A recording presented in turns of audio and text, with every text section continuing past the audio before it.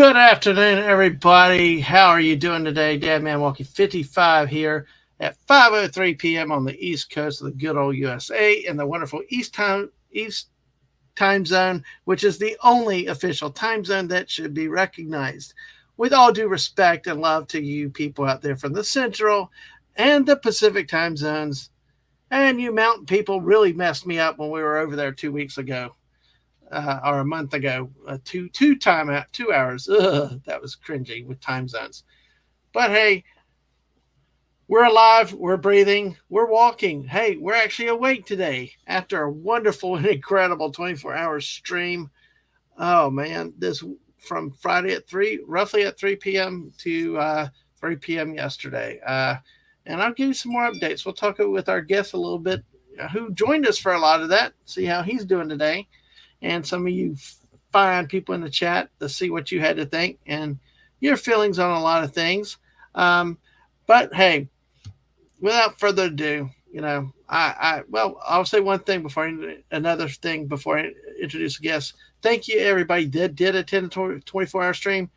Hope you hit the likes, the notifications, and hope that y'all come to join me. We're a lot more than Fortnite and football. We're up to 335 subscribers. It's amazing. It's been a heck of a ride, and look forward to where it's going more and more in the future. And hey, got announcements up on some other anniversaries that are coming up very, very soon. So, all right, with that said, I always have to give my guest a hell of an introduction. This man is a man that speaks for himself. His name says it all. He does not need an introduction, because when you're mega and you come in with something called Stunning and the D word all together in one name, it speaks for itself. Or as Teddy Roosevelt would say, have a big stick, or walk softly and carry a big stick. But hey, on that note, this is a guy that I consider a great friend of mine now. Really love having him with me, the missus, and when on Fortnite, kind of an adopted son, even though he did some stupid thing that said we are spouses and Mrs. is his mother. The one, the only, the great, the stunning Megatron. How are you, sir? Oi, how's it going? Good. I see you're here in all your typical avatar, your own glory with that. Have you always used that particular avatar? For the longest time, yeah, since I started doing this channel here. I used to be Darth. My YouTube channel actually used to be Darth Megatron before I switched over, because I was kind of inspired by Fat Steven Skull, actually, because he used to do all those like little. He'll always like change his name up every now and then, and so I was like, I'll do that. It's like I'm original, so it's just like I was like, what? I'll just like, for a while I used to change my name a little bit over the years. Like I had like a vampire Megatron during Halloween. I did Santa Megatron during Christmas and stuff. Well, it's not a bad thing. Eventually, I settled back on Stunning and Brave, because people seem to like that. So. Yeah, you kind of mix the Star Wars and the Transformers with that one name there. That was the very first one. So. Yeah, but I think Stunning and Brave. Your Fortnite name is really, really interesting. Though that's the one that speaks for itself. So hey, that's awesome. But hey, that was interesting. Yeah, I think I do remember a long time ago because I've been around the Twitter world, not the Twitter world, but the YouTube communities for at least probably 3 years. Started watching Neurotic and Clownfish, and then started getting, did some gaming, and then started getting into some of the other things. And, I know there are names that became synonymous, and that would change. It was kind of interesting because, like, one of the greatest names of all time is gotta be, they stick with you. Well, I gotta say hey to Castle first, because Castle beat everybody here and was first-ish. So I'll say hi to you. You're second. Hey, the missus came in third. Yeah. I can't skip this classy. Autobots, transform and roll out. There you go. Dude, you should have heard this guy when he was sick. It was even more powerful. Even better. But one of the greatest names that I remember for a few years is this guy here. The Snort. No, on this channel he is the Snortopoopas Keeper, because it indicates he's unique and the only one. Hello, humans and other critters. It's an honor to get to say that line. So I really Yeah. appreciate you being here, Stunning. And he says, hello to you and to Oi. me and to Mrs. Oi. Oi, I know she used oi a lot. What is there Uh, any particular reason, or is it just no, it's just there you funny go? I love that. nowadays. It's like when the kids, I asked the missus, you want to do something? Hey, Lisa's here. Let's go. Hey, let's do this one more time because I'll let you say this with me being shut up. Quiet. All right. All right. Autobots, transform and roll out. There you go, folks. There you A go. little better. There you go. And Lisa's getting You can throwing. squeak in the chat. I'm getting there. I'm getting there. I'm getting there. Going down. I got to do that man thing. Well, because see, Lisa and Snorter Poopas have this thing with the mushrooms in the chat. Yeah. So there. Yeah, They I got come to from say the that Mushroom Kingdom. exactly. And Snorter Poopas got home from playing games with the Bear Nerds and basking in the glory of a win using Ursine Guile. I wonder if that was that more of your Cthulhu game, Snorter Poopas? So that was awesome. I know he's done thing to misses the snort. And let's say hello down there. I'm just trying to make sure I do not skip because Daisy said don't be a time zonist, LOL. Hey, when I go to the central time zone to my in-laws, I'm so screwed up because the sun comes up way too early and it goes down way too early also. And I'm like, it throws my sleep pattern off. I was really wrecked in the 2 weeks, a month ago in the mountain time zone. That was completely different. Yeah. So, and here you go. So, Stunning the Brave, I have fireflies for you. Thank you. Can't say it. Thank you, my dear. I can't say it as good as I'm sorry that sucked, but and howdy to you, Squeaka. Good to see you too. I tried to. Yeah, anyway, we'll have to record it somehow and have her say it because I definitely cannot do that. A lot of the hello to everybody's and more hellos and a grandbaby mousy mouse. I like that. I've always liked that. I always like that. And Grandpappy Burberry. Those are, and we got Lisa the loveliest. All right. We got lots of people in the chat having fun with each other. And hey, all right. So everybody in Castles out here again, howdy. So I'm just see Snorter Poopas. I would change my screen name, but then I wouldn't know which one was me in chat. I know. Exactly. So anyway, hello to Castle. All right. So I'm right. All right. So we're caught up to everybody down here thing, and what I wonder what that was for, Daisy. Might have been for my prime. I don't know. Maybe, yeah. You are really good with that voice. Yeah. I will tell you. I've been practicing that voice since I was like in my early teenage years. So, yeah. So how do you find doing that between the Megatron voice? It's a lot easier than Megatron because there's a lot of more raspiness too, especially if you're going for more the G1 Megatron. Because Prime's voice hasn't really changed that much over the years, but Megatron, depending on the writers and the stories they want to tell for him, he's had a lot of different voices over the years. So with him, you can have a bit more flexibility, but I always kind of try to go for the G1 original voice for him. So, right, and that one hurts my voice, so I'm not going to be doing it today. No, I don't blame you. I got to figure out a way to make that one where I can use that voice for a long period of time for when that Fortnite skin comes around. So yeah, Soundwave. Yeah. Soundwave in the cartoon, it was basically Frank Welker. He was just doing the claw voice that he did for Inspector Gadget. But what they did was they took his voice and made it like they added like a vocoder to it that kind of gave him that computerized sort of voice. So, but really when he does Soundwave, he's just doing that claw voice for him. So it's a little from Inspector Gadget. Oh, interesting. So he sounds like this most of the time. That was good. I mean, I remember that from Inspector Gadget now. Yeah. That kind of voice. Which he actually kind of based it off of Barry White, actually. That's cool. Barry White. Oh, that's too funny. That's what Frank based it on. So. That's cool. That's cool. I just go say this to Snorter Poopas. He said it was Cthulhu set in future times, sort of spidery things outside a spaceship. I I think I would pass out on spiders, so no spiders for me. I I'll agree with kill a that spider on second. stream once. Maybe they were friendly, but I scorched them with crispy thrusters anyway. Yes, absolutely. Good mouse is dead, mad mouse. Thank you, Daisy.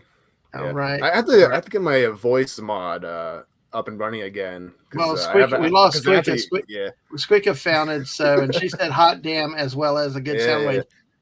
Yeah, Yeah. well, I have to get my voice mod reinstalled because I actually could do a Soundwave voice like effect on that, so I might have to bring that out at some point. Mm-hmm. Yeah, I got. I can't do it now because I think I have to update the program and whatnot. So. Yeah, so it's really interesting. So with the voices, what got you to trying to do some voices and stuff like that? Was it just experimentation as a kid, or? I guess it just kind of came naturally to me. Well, mostly because I used to do Lego stop motion superhero videos and stuff like that back in my early days. So, and back then I had to do a lot of the voices myself for a lot of characters. So it's like, oh wow, yeah. So it's like, yeah, it was but I don't really do that stuff anymore. Just doing stop motion videos, it takes a lot out of you, and it takes a lot of your life, and at the end of the day, it doesn't really. I don't want to say this sound greedy or anything like, but there's no money in it really. So it's just like I had to kind of be like, I gotta, focus on the more important things in my life before I, focus on some of these more less important things in life. So yeah, like work, like your job. Yeah. Work, yeah. Oh my gosh! It's like there's no money in that. It's just like it's one of those things where it's like you love doing something, but it's just like you have to let it go for a little while or at least. So it's almost like it's like the dream jobs. Some people have different dream jobs. Maybe you got a great voice with that, and it's the type of thing that it'd be cool to some people might want to be voice actors and stuff, but so many times it just depends, and it's more about getting the breaks, who you know, what be in the right position, right time, and it's like being a Major League Baseball player. It's it's just very unlikely, and sometimes you had to settle for something down. But you know what? That's cool that you love doing these voices too. And stuff. Let me say hello. I do on the side. But, absolutely. And so let's say hey to Jeremy. Hey Jeremy, welcome. Hello. Exactly. Let's see here. Brother in arms for when we deal with Remedy at that one time. Absolutely. You guys in this damn Remedy thing. Well, before we get too much in Transformers, we can talk about a few things we're offhand with a little bit of fun here. And again, thank you for everybody that tuned into the 300 stream. Keep making, leave a like, subscribe, share with your friends. So we're up to the 335 now. Let's get to 350, and I'll tell you about what a big event coming up next month. So every time everybody joins, every time subscribes, every time you all are here, 48-hour stream, Fortnite stream. I don't know that I could do Fortnite. 48 I hours? truly, I could do 48. I think I could do a 48-hour stream, but I'd have to have different things going on. Yeah. Between talk, stuff like that, I would have to have help. I would love to. I don't know if I could stay up 48 hours, but at least we could try. Yes, or die trying, as the old saying goes. So hello again to you, sir. Look at it. Oh, a putty tat trying to revive a mouse. Who says nature is cruel? I made Mrs. angry. Oh, no. Oh, hell to the no. 48 hours. Well, let's laugh about something, shall we, Stunning? Let's laugh about something completely random, and we'll talk a little bit about the Fortnite, and then we'll get into our Transformers. This is something our good old resident bear came up with, Snorter Pubis Key Burr. But, folks, it truly describes Florida. I know our friend Castle can actually attest to this, and the missus also, especially if you've ever tried to go to Disney World or anything like that. But here, if you're ever in Florida, here's your guide to the I-4. Why the hell do they call it an interstate when it's within the same geographical boundaries of one state? I don't get it. But that's an age-old question I've never been able to get answered. But if you've ever lived in Florida, if you've traveled in Florida, this map is probably the best thing to explain it. I'm more familiar with the crap and actually not bad spots more so. And see, we learned to take this little beltway around the toll roads to get rid of the mild crap and basic hell. Oh, basic hell is an understatement for downtown Orlando. Then, of course, you got the Disney crap and complete crap down there in the Tampa area. So, and started poop and says, meanwhile, Duke Energy, sir, it looks like you blew a transformer. Me, well, I hope he enjoyed it. Oh my gosh, hello. Wow, hey. And folks, Snorta Poopus is laying it down right off the bat. Oh my gosh. And for the benevolent overlords that are monitoring us, yes, we are technically an 18+ channel. And we're talking about robots. It's okay. And we're robots here. Yes, it's all good.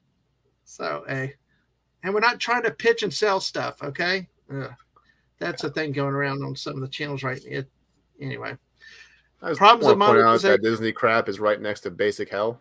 Yes, exactly. Exactly. It all runs together. Yeah. It all runs together. So, Snorta Poopus, thanks for putting that on Twat today. That was good to see. So, Twatter, yes. So, but hey, let's talk for a moment about the Fortnite stream, Stunning. Thank you for being there for so long. Yeah. What did you do yesterday after the stream ended? Tried passing out and failed for like man. a couple hours because I was this is how I work. So I'll go to bed or lie in bed for a couple at like around 9 or 10, but then I stay up until like 1 or 12 in the morning, depending on if I'm like looking at something on my phone or whatever. Because I have my phone like right next to my bed, so I'm just like, yeah. And I just wait till I go to sleep. So last night I was just reading stuff. So. Well, that's cool. Yeah, I actually. I took me a couple hours. It wasn't until after 5 I started because I had to get something to eat, and then I kind of just it just all of a sudden a wave of tired hit, and it was like I lay down, and then I don't remember moving for till about 10:30. Yeah. And sometimes I'm up and down a lot of times, but not last night. And then I woke up, poked around a little bit on some streams because I was like afraid I wouldn't get back to sleep. Went over to my Star Trek show and they gently put me to sleep, nice and calm, and 8 o'clock. And so yeah, absolutely. So, like my friend Mark D with a C and I say, especially with our late night Fortnites, is, hey, if we put you to bed playing Fortnite, just listen to our smooth voices. Hey, we've done our job. If we can help you relax and get to bed. So, well I heard that My Nerdy Home Steph, who's a friend of mine, falls asleep to my streams as well, like my draw streams. So. Well, yeah, it's nice and peaceful, and tell you that's one thing I like on Twitter is Twitter, not YouTube or even Twitch. Really, I do like the raucous and loud things a lot of times, but there's like a lot of times, especially when I'm at work or like at night trying to calm down, I do like the more chill streams, sort of laid back, serious topics and stuff like that. So, and like today with our chill chats, I want to know more about Transformers, and and yeah, like that, right? That's right, Squeaky. You nap to streams, and it's nothing bad. It's just something to help you relax. I use it to get my mind. My mind stays focused on something else instead of worrying about work or other problems and things like that. It kind of helps you focus and stuff. And that's kind of what I like to do with these chill streams and stuff. Is we'll play a little bit, but I do want to take the topic seriously too, because I am interested in knowing what you know, at least a fragment of it. Because I've always been kind of on the outside of the Transformers stuff. Yeah. I know people older because being 53, I'm from a generation where cartoons were, cartoons had always been around, but I think really in the 70s and 80s they started. It may be a little bit before, but at least when I grew up, things were changing to what they are now. Because it went from the old just Bugs Bunny or Mickey Mouse silly things to, these things have messages. These things have storylines. They get more and more involved and complicated than just standalone little disjointed episodes. There's themes and plots and all this running through. So, really my first recollections were back in the 80s with, the original ones, even though I didn't really get into it. Kind of go through the timelines as what you're familiar with of when it started to where it is now, if you can.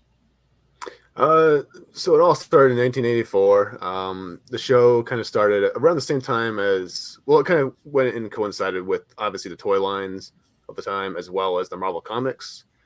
Um, and yeah, I mean, I don't know where to go from here, but yeah. So like, well, let's talk about the basic storyline of Transformers, Yeah, if that's better. So that's basically, the whole cool. storyline is you have two warring factions: Autobots, Decepticons. One Decepticons are always kind of portrayed as being power hungry, um, dominating, conquest driven robots, and then you have the Autobots who are all about fighting for peace and fighting for freedom. Now, the nature of how that conflict kind of started, how it evolved, how it what led to the war between the Transformers, because obviously there was a period which kind of is kind of referred to as the Golden Age, which is kind of considered the time when there was no war, when there was a bit more of a peaceful vibe on Cybertron before the war broke out. Now, depending on the writers, depending on uh, the times or how or what have you, that a lot of those concepts and a lot of those ideas kind of changed. And that's kind of the thing with Transformers, is that it's not like Star Wars, right? It's not like Star Wars where it has like a singular sort of continuity. Hmm. And it's never had one singular continuity, even with the Marvel comics sort of tying in, but not really, because there's a lot of differences between the Marvel and DC and the Marvel comics versus what's in the cartoon. And so it's not like Disney, not like Star Wars where it has like one like singular timeline. That's like you kind of have to treat every cartoon after G1 as if it's its own sort of separate universe, because it doesn't, none of it connects. Like none of it really connects aside from maybe Beast Wars with the original Hmm. G1 cartoon and maybe some of the Japanese stuff, because there were a lot of like Japanese like sequel series after the original series ended actually. And so G1 is G1 the yeah, first G1 basically generation? refers to the Yeah. original. Yeah, it refers Okay. to the very first cartoon from 1984 up until 1987. Um, so And how do yeah, they and fit so in with like the Marvel comics? You mentioned that. Let me say yeah, hello to so they AFK don't. Hard. Yeah, Hi AFK. Hey, but yeah, how does Marvel Comics, did it start as a comic, they then don't. get into cartoon, or? It was all around the same time period, so they were kind Hmm. of all working in tandem together. So it wasn't really one where it's like the comic scene first or the cartoon. It was all kind of happening all at the same time. Um, Hmm. and so when it came down, so like the main difference between these, so like the Marvel comics never really fully connected to the cartoon, because Hasbro wasn't really concerned with continuity at the time. They were only concerned about selling toys, which we'll kind of get to that bit when we get to the 1986 movie, because that was a Hmm. really big stepping stone for the franchise, actually, because of the way a certain character was, well, a certain group of characters in that movie, how those characters bit the dust. And it was a very big thing back then. But which spoilers alert when we get Yep. to that part. But yeah, so like the Marvel comics, they never really fully, which I don't know too much about the Marvel comics, to be honest. I only know a little bit about them, Okay. but they never fully connected to G1 at all. They were only Hmm. it's kind of like its own separate timeline. So you have to kind of think about it that way. Because like for example, like certain characters will have completely separate personalities Hmm. or whatnot. Like for example, or the backstories will be a little bit different from what is in the cartoon versus what is in the comics. So like for instance, Shockwave in the cartoon, he's portrayed as being a more loyal servant to Megatron, whereas in the Hmm. Marvel comics, he's always kind of been portrayed as this very cold, very calculating, very logic based being who would actually overthrow Megatron in in instances when he felt like, he if he felt like him taking control of the Decepticons was the most logical answer at the time, then he would overthrow Megatron, and he has actually in a few instances where Megatron was badly damaged through from a battle and such. So he would actually overthrow Megatron in a couple of comics here and there. Hmm. So it's a completely different personality shift with that character, and a lot of other characters like Grimlock was very different in the comics versus the cartoon. So, Blaster, to name so a the few. So comics and the cartoons were relatively the same time period, or they're about out? yeah, They yeah, about the started same around the same time time. period. Hmm. Okay. Because that's interesting to have the comics and the Yeah, a lot of times the TV series comes after the comics, or it flips vice versa. So, but yeah, Yeah, and then like you said, with different timelines and stuff like that, it's really yeah, it's really gets confusing. confusing. Yeah, it gets confusing for my little brain. I mean, it's bad Oh enough. yeah. Like I struggle with all these franchises now. With yeah, I left you something in the private chat if you take a look real quick. Oh To see, I struggle with these multiverses and things like that, and it seems like all these franchises are getting to this thing about different timelines, and then now leading to these yeah, multiverses and stuff are starting to like confuse an average Joe like me. I mean, I'm like you said, Star Wars was, well, at least then, in the truest sense, in the original sense, was a single time frame timeline. It was a single yeah, yeah. continuity, Before and Disney, me before the dark times. exactly. Yeah, But it's like, and that's the thing. I wonder. I don't know what you think about it. It's like, to me, it's like, how do you include the people like me that just that these multiverses, these different timelines, yeah. just throw me off, because when I see Optimus Prime, I expect him to be a certain way, not some kind of hmm other thing or something. What do you think about with that? Honestly, whenever someone asks me how to get into the franchise, I always tell them just to watch the original G1 cartoon, because that Mm-hmm. cartoon will give you a foundational point to look at the franchise from, and it'll also it'll explain or give more insight into certain things. Like, for example, because throughout the franchise, there'll be elements of the lore that are reused and reutilized in different ways, Mm-hmm. um, in um, in different cartoons, different movies, different video games. And so, like, for example, like the matrix of leadership, it's a very important element of the Autobots history, because it's kind of what defines who the Autobot leader is at the time. So, and that was what we saw introduced in the 1986 movie, um, which was something that Prime had in his chest that was always like inside of him, that he acquired because he was the chosen one, for lack of better terms, to be the leader. So now that Mm-hmm. story's been told different ways over the years, but I'll actually I'll link a video, YouTube channel that'll kind of be very helpful for people who want to know a lot more about the Transformers franchise. Mm-hmm. And I'll post it right now. And that's a Who's channel that? called Chris McFeely, and he does a really good job of kind of taking the different elements of the lore, whether it be characters, whether it be cartoons, whether it be just like you're at like little things from the lore that have been taken, like different names for different characters, different you know Mm-hmm. terminology or whatever, how that kind of applies to different shows, different movies, and how that sort of element has evolved over the years. So like he'll take like the matrix of leadership or the Allspark or any of these other elements of the franchise that have been a part of it for a while, and he'll kind of Mm-hmm. show up. He'll start off by telling you where it started off from, like he'll talk about how it was in the video and cartoon, then he'll kind of just explain how it is in the comics, then you'll kind of go into the more modern stuff and all that. So Mm-hmm. that's a really good channel to watch if you really want to get really deep into the lore and the history of Transformers. Is Chris McFeely. Mm-hmm. But yeah, so Okay. Well, that's interesting. Good to uh, hear, because I do what have a was the question. I do question have again? another question. What I know Yeah, you did a good job. It's like, because I mean that yeah, will help me organize that. Like, see, I get distracted by the multiverses and yeah, different timelines, because I mean I struggle with the Spider-Man yeah. It's multiverse hard to type explain thing. because there's like so much that It, needs to be. it just, there's Yeah. so much out there that just blows your mind, and I'm just like, I like everything nice, clean, and linear.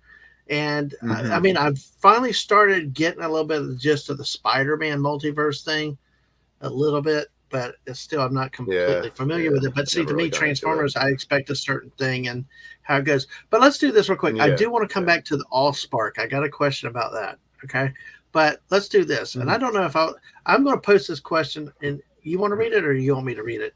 The poll question. Yeah, sure. Go for it. All right. Oh, okay. If you want to read it, you do better with Oh, your what? Optimus Prime. Go ahead. All right. What is your favorite Transformer?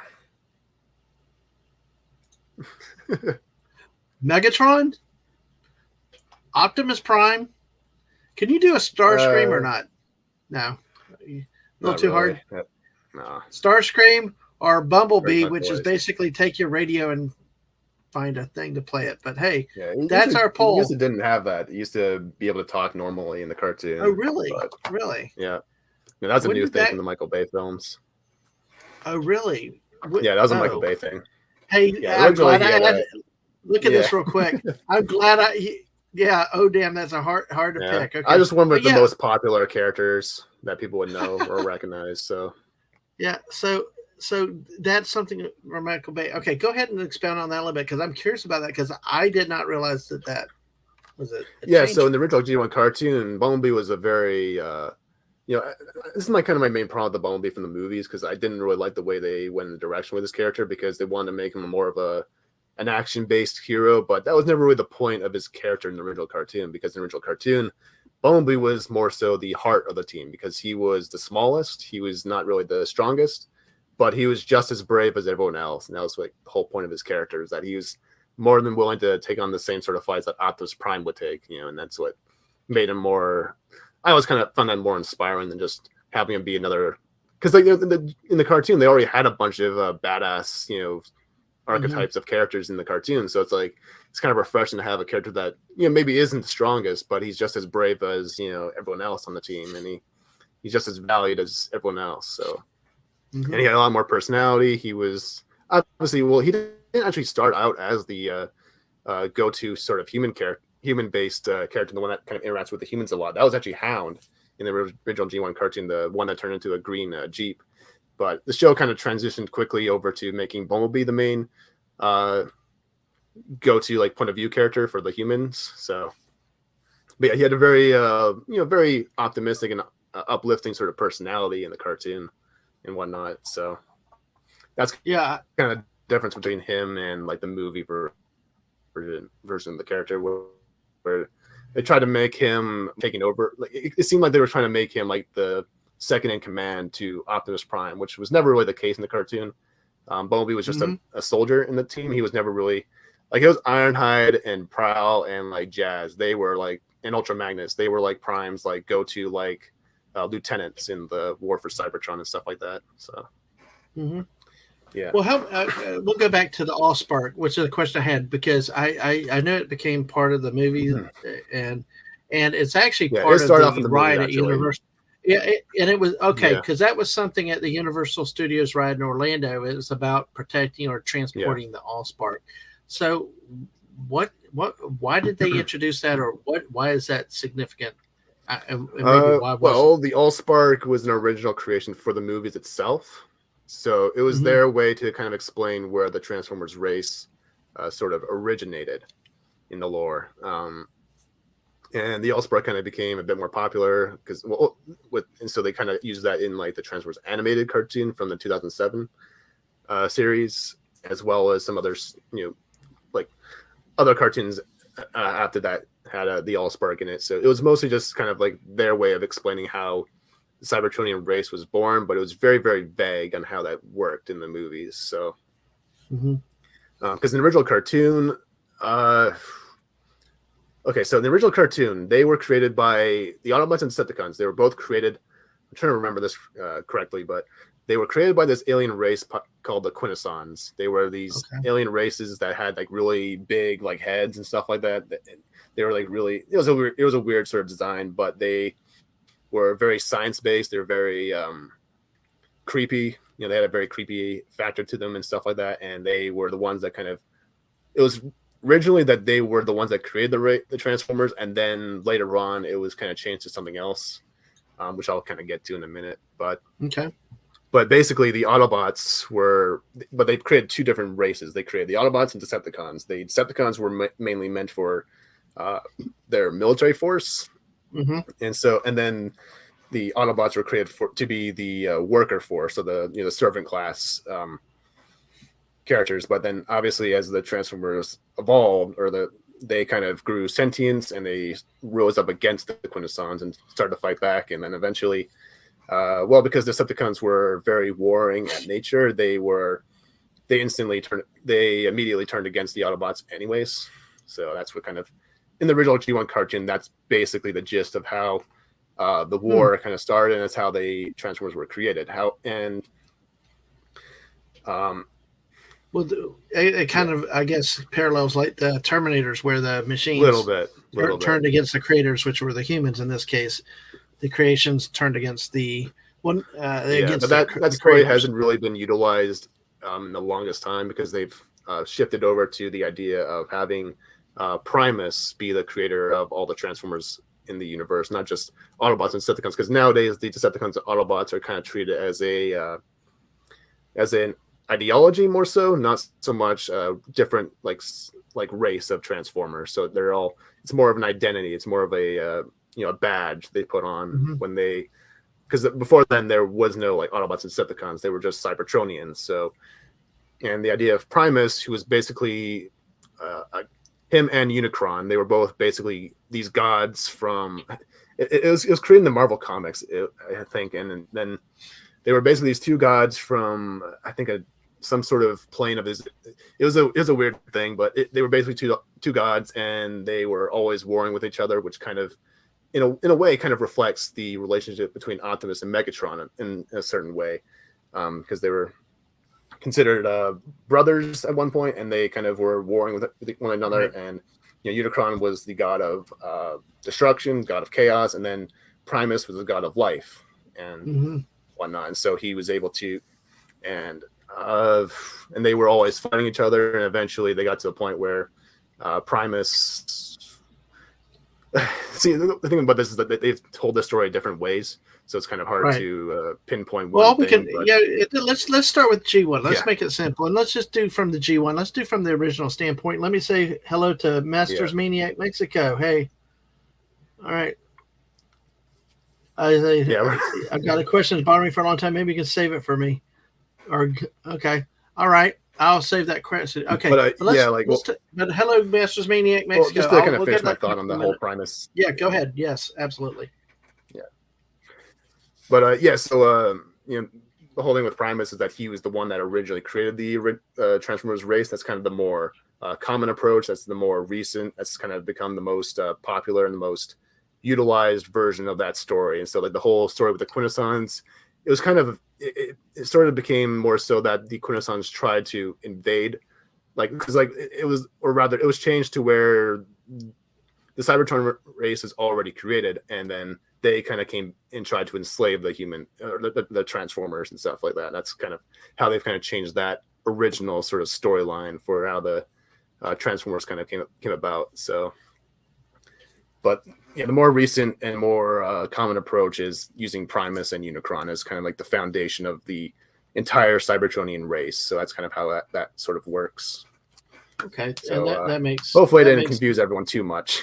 no. That's part of It the gets thing with confusing because there's a lot of well, stuff. that's the thing is what time frames are you talking about? What versions are you talking about? I mean, it Mm-hmm. does make a difference, you know. Yeah, Like you said, and like some things like Star Wars, where there's a linear start to finish, yeah, they've come out in different ways with this, and they've, it depends on where you start from. Now, when you talk yeah. about these different waves and stuff, are these like all new series, like restarts of a same story, or I mean, Basically, they're usually, basically starting yes, from step one and then creating a new storyline? Is that kind of how that's working? mostly. I mean, obviously, old ideas will like that. Old ideas that stick will kind of continue on. Like so, like obviously, like for example, the rivalry between Megatron and Starscream. That sort of very classic sort of banter between them, where Starscream's always trying to betray Megatron and stuff like that. That they in the across the history of Transformers up until now, that story has obviously been taken and altered, or rather interpreted different ways over the years. So like different cartoons will have their own Mm-hmm. different depiction. Like sometimes like one cartoon will have Megatron just let Starscream's antics slide, but other versions will have Megatron actually straight up kill Starscream like after betraying him and stuff like that. So like stuff like that, little stuff like that, kind of stays true from what was in the original cartoon now. And it all depends on how well received most things are. From the way viewers kind of interpret the characters and what the fans kind of think is the better option or better story, because that's kind of how a lot of franchises are, is that they kind of they start off one way and then they kind of wait for the feedback of the audience, of the culture, and then they kind of make changes to it. Like for example, with Batman, he when he was first created, he started out with using guns, using lethal methods, but eventually the culture changed the way they viewed that character because of how he was kind of appealing to children. He was appealing to young boys, and the parents kind of wanted their kid to grow up with a more stronger role model who didn't kill or use guns or anything like that. So the character changed, and he evolved into a character that we all kind of know and are more familiar with Batman, where he's like someone who values life and he doesn't kill, he doesn't use guns, he'll never kill at all. So like kind of if like you apply the 66 that's kind of like right.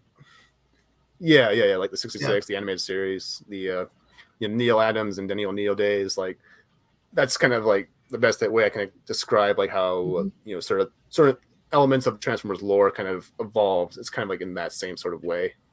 Mm-hmm. So like they'll take some ideas that work and they'll kind of keep them going throughout the rest of their franchise while doing different things with them as the series goes on and whatnot. Well, folks, we got Stunning and Brave Megatron here with us today talking Transformers. We're going to talk about some other things with it as we go along. Feel free to ask some questions in the chat. We already have one already. I'll do my best. I'll go ahead and ask. I'll go ahead and ask it now before we move on to another area. But we'll talk some of your collections in a little bit too. I do want to give you a chance to share your feelings with the group, as Butthead would say. Share your feelings with the group about the movies. And if you love Dead Man Rants, I know you're going to love a Stunning Megatron rant. So yeah. But the question we had here was, and I looked it up, GoBots. I know that they were a toy. GoBots are the question was, are GoBots Transformers? They really weren't, were they? Or no? Okay, they're their own thing. They're their own thing. All right. Hey. All right. So, now, I know you got some really dang good Transformer toys, and we're going to look at those in a bit. Yeah. Well, maybe we'll save that for the end. When we wind down. But so we talked. Okay, you had the original, and you mentioned the G1, the series. What we know from '84. There's others that came up, but then the first film was Michael Bay. I think, did he do the first 2 or 3? He did all 5 of the first. Five of the first Transformers movies. And then all right, and Travis Knight did Bumblebee, and then the new guy did the more recent film. Which to me, I have not seen the recent one. Bumblebee was actually, I thought, a good movie. Did you? Yeah, I like Bumblebee, but I like Bumblebee. Yep, I saw Bumblebee. I love that one. I thought the first of the Michael Bay films I thought it was pretty good. Of course, my oldest kid was like warning me about Michael Bay movies and how they're a joke and stuff. But feel free. Well, let me see here before we do. G1 was really fun to watch as a family. Is what Daisy says. It really was. So, in spite of those messages, go ahead. Yeah, so my whole thing is like, so this can be a little bit, I might lose my Transformers fan card for saying this, but I got my start with the Michael Bay films. That's where my fandom sort of started from, because my best friend at the time was really into the movies and stuff like that. So naturally, I ended up liking the same things he liked, because we both kind of had the same sort of interests. So I was gravitated towards the Transformers movies because I was a preteen, so I see boobies and see robots, so I'm drawn to it. But I very, very quickly got into the older lore, the older cartoons, and the more recent one that was also airing at the time, which was called Transformers Prime, which is an amazing cartoon. But as I've kind of, before I go into bashing the movies, I'll just say there are some good things about them, because they did bring back Peter Cullen to play Optimus Prime, because he hadn't played Optimus Prime since the 86 cartoon, 84 cartoon ended. So he hadn't been able to play the character since up until 2007 when he did the movie. And obviously he's been doing the voice for him ever since then. Like he's been in a lot of the other cartoons as well, more recent ones.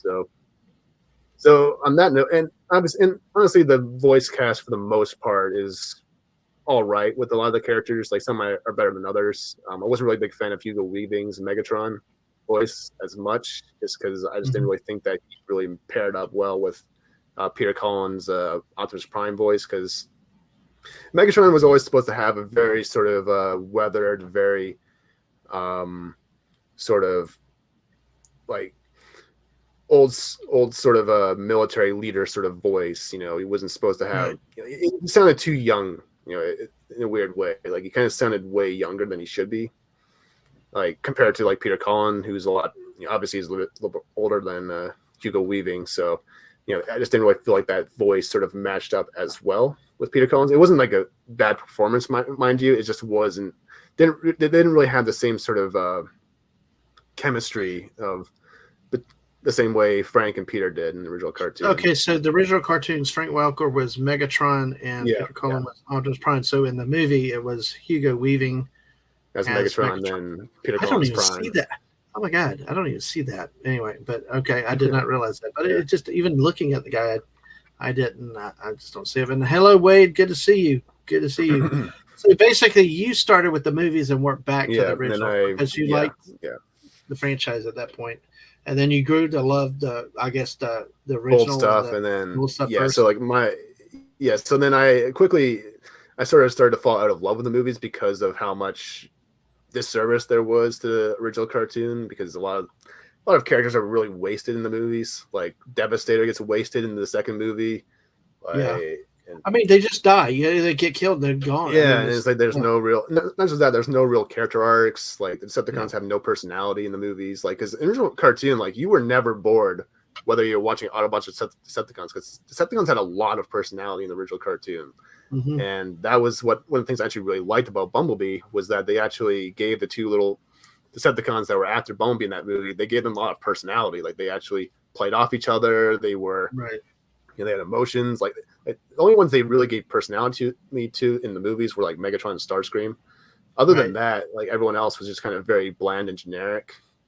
Like it just didn't really have the same sort of spark as the original cartoon did, What about those two little trash talking little robots? I mean, one of them actually was a character in the cartoon, but completely different type of character. Okay. Which was Skids and Mudflap. I have no idea. No idea where that name comes from. And I have no interest in those characters at all. Okay, so apparently they were supposed to die in the third movie. Actually, in the novelization of that movie, they were actually supposed to die in the movie, which is like, why couldn't you keep that in there? It's like it was like I do remember a lot of people complaining about that. It was like sticker shock. Like I mean, you go from these nice, deep, rich voices and stuff to that like street talk. One of them was voiced by SpongeBob. The voice actor SpongeBob. Oh, really? Yeah, which not to diss on Tom Kenny, the voice, because he actually did Starscream's voice in the Transformers anime cartoon. He was awesome in that, but it's just like the voice he did for the twin in the second movie was just fucking awful. I was like, what the fuck is this? Yeah, I gotcha. And Daisy says that it was difficult to tell the Transformers apart in some of the exactly, because like they made them look what they did was they tried to make them too realistic, and the problem with doing that was that they lost the iconic elements of their designs. So like, and I'm okay with like stylization, I'm okay with them like kind of stylizing the design a bit, but you have to keep those iconic sort of elements intact. Otherwise the design, you lose the character if you don't keep those iconic elements. Like for example, Soundwave, he has the big cannon on his shoulder, he has the head design, the color scheme, he has the big squared sort of chest with the cassette tapes where they pop out. Oh yeah, like it's like you're supposed to have. It's like just keeping like you can mess around with that a little bit, but you have to at least have that sort of basic sort of design intact, or at least have the character in mind when you're just redesigning them entirely. But it's just like with the movies, they just kind of did their own thing with it. So, well, yeah, and hey Jeff, welcome, and howdy all. Back to you, Jeff. Good to see you today. We got 14 people with us, Stunning, and everybody, thank you for being here. Make sure you follow us on the Twitch side. Hit that like and subscribe here on the YouTube side. But hey, you get plenty of Stunning and Brave Megatron whenever we play Fortnite also. But we're doing something a lot different today. We're chilling with Stunning and talking some Transformers. I'm learning a lot of a world I know very little about. And actually, I find it fascinating that you started with the movies and worked back. Well, I'm a young whippersnapper, or in this case, rippersnapper.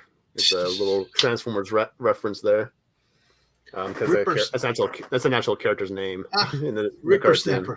Oh, Yeah. that's cool. That's cool. Yeah. But I think it's also interesting because, like, when we talk Star Wars, your favorite is Return of the Jedi. Yep. Yep. But that was the first one that you were exposed, and then you went That back I from think it was there. I that one think, and New Hope. I can't remember which one I was first exposed to with Star Wars, but but it's interesting that yeah.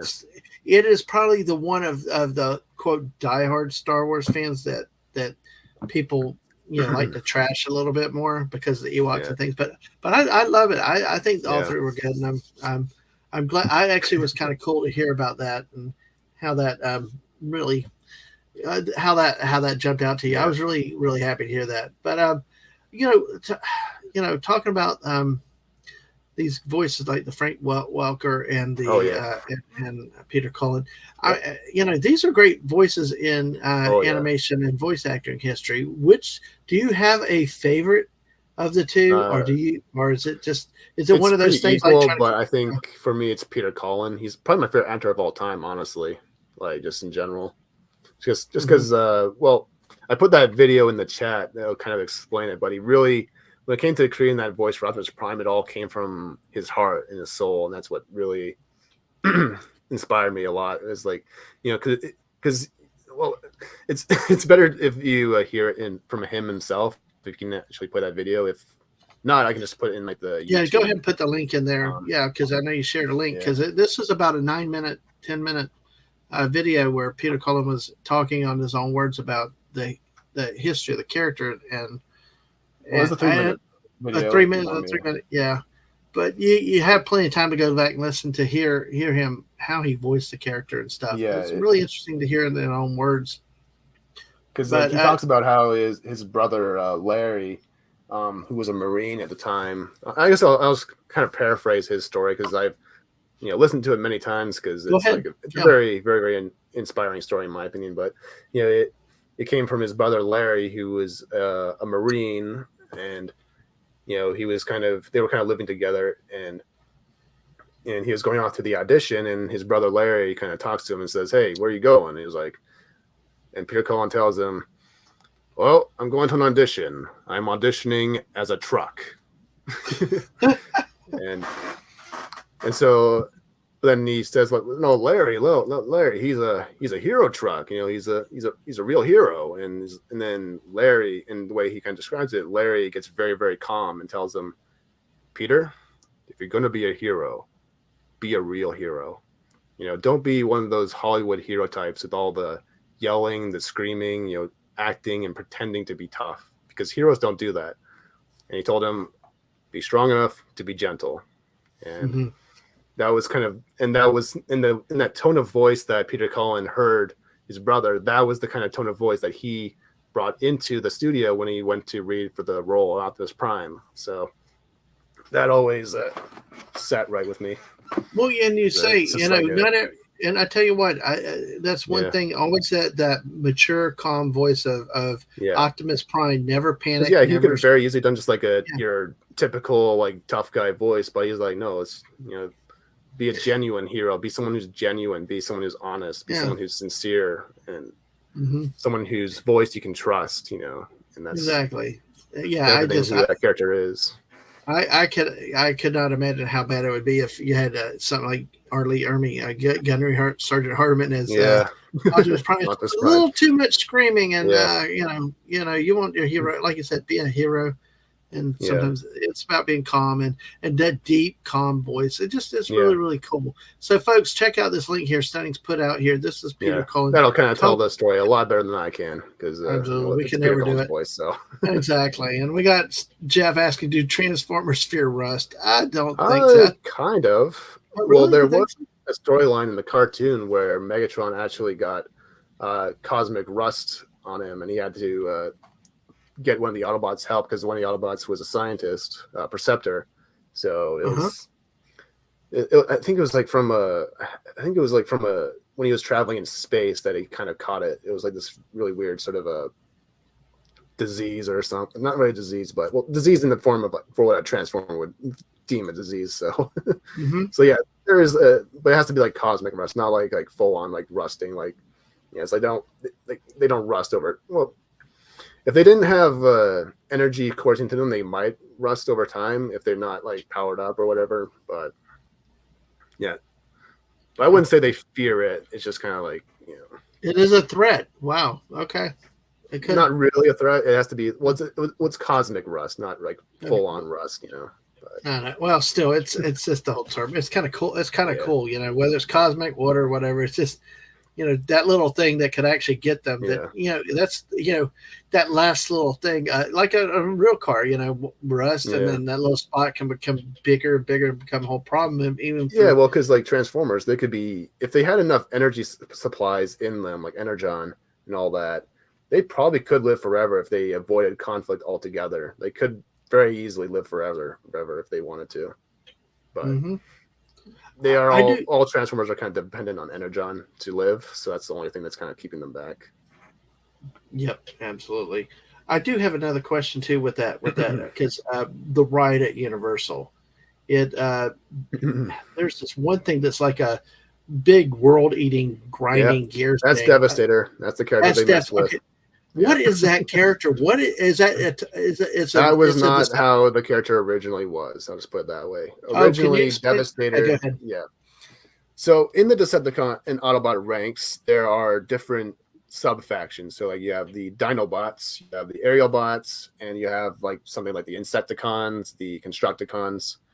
And these are all they're all still Autobots and Decepticons, but they're like little subgroups that serve a specific purpose. Like the Dinobots, for instance, are always kind of meant to be the Autobots' muscle. Like they're the ones that they call whenever they have to deal with a big threat or something like that. And the Aerial Bots, they kind of speak for themselves. They're the Aerial Bots, they're the ones that turn into jets and stuff. So now for the Constructicons, which is what we saw in the second movie, they were always the team that were building Megatron's like weapons or bases or something like that. So they were like kind of the engineers of the Decepticons. I'll put it that way.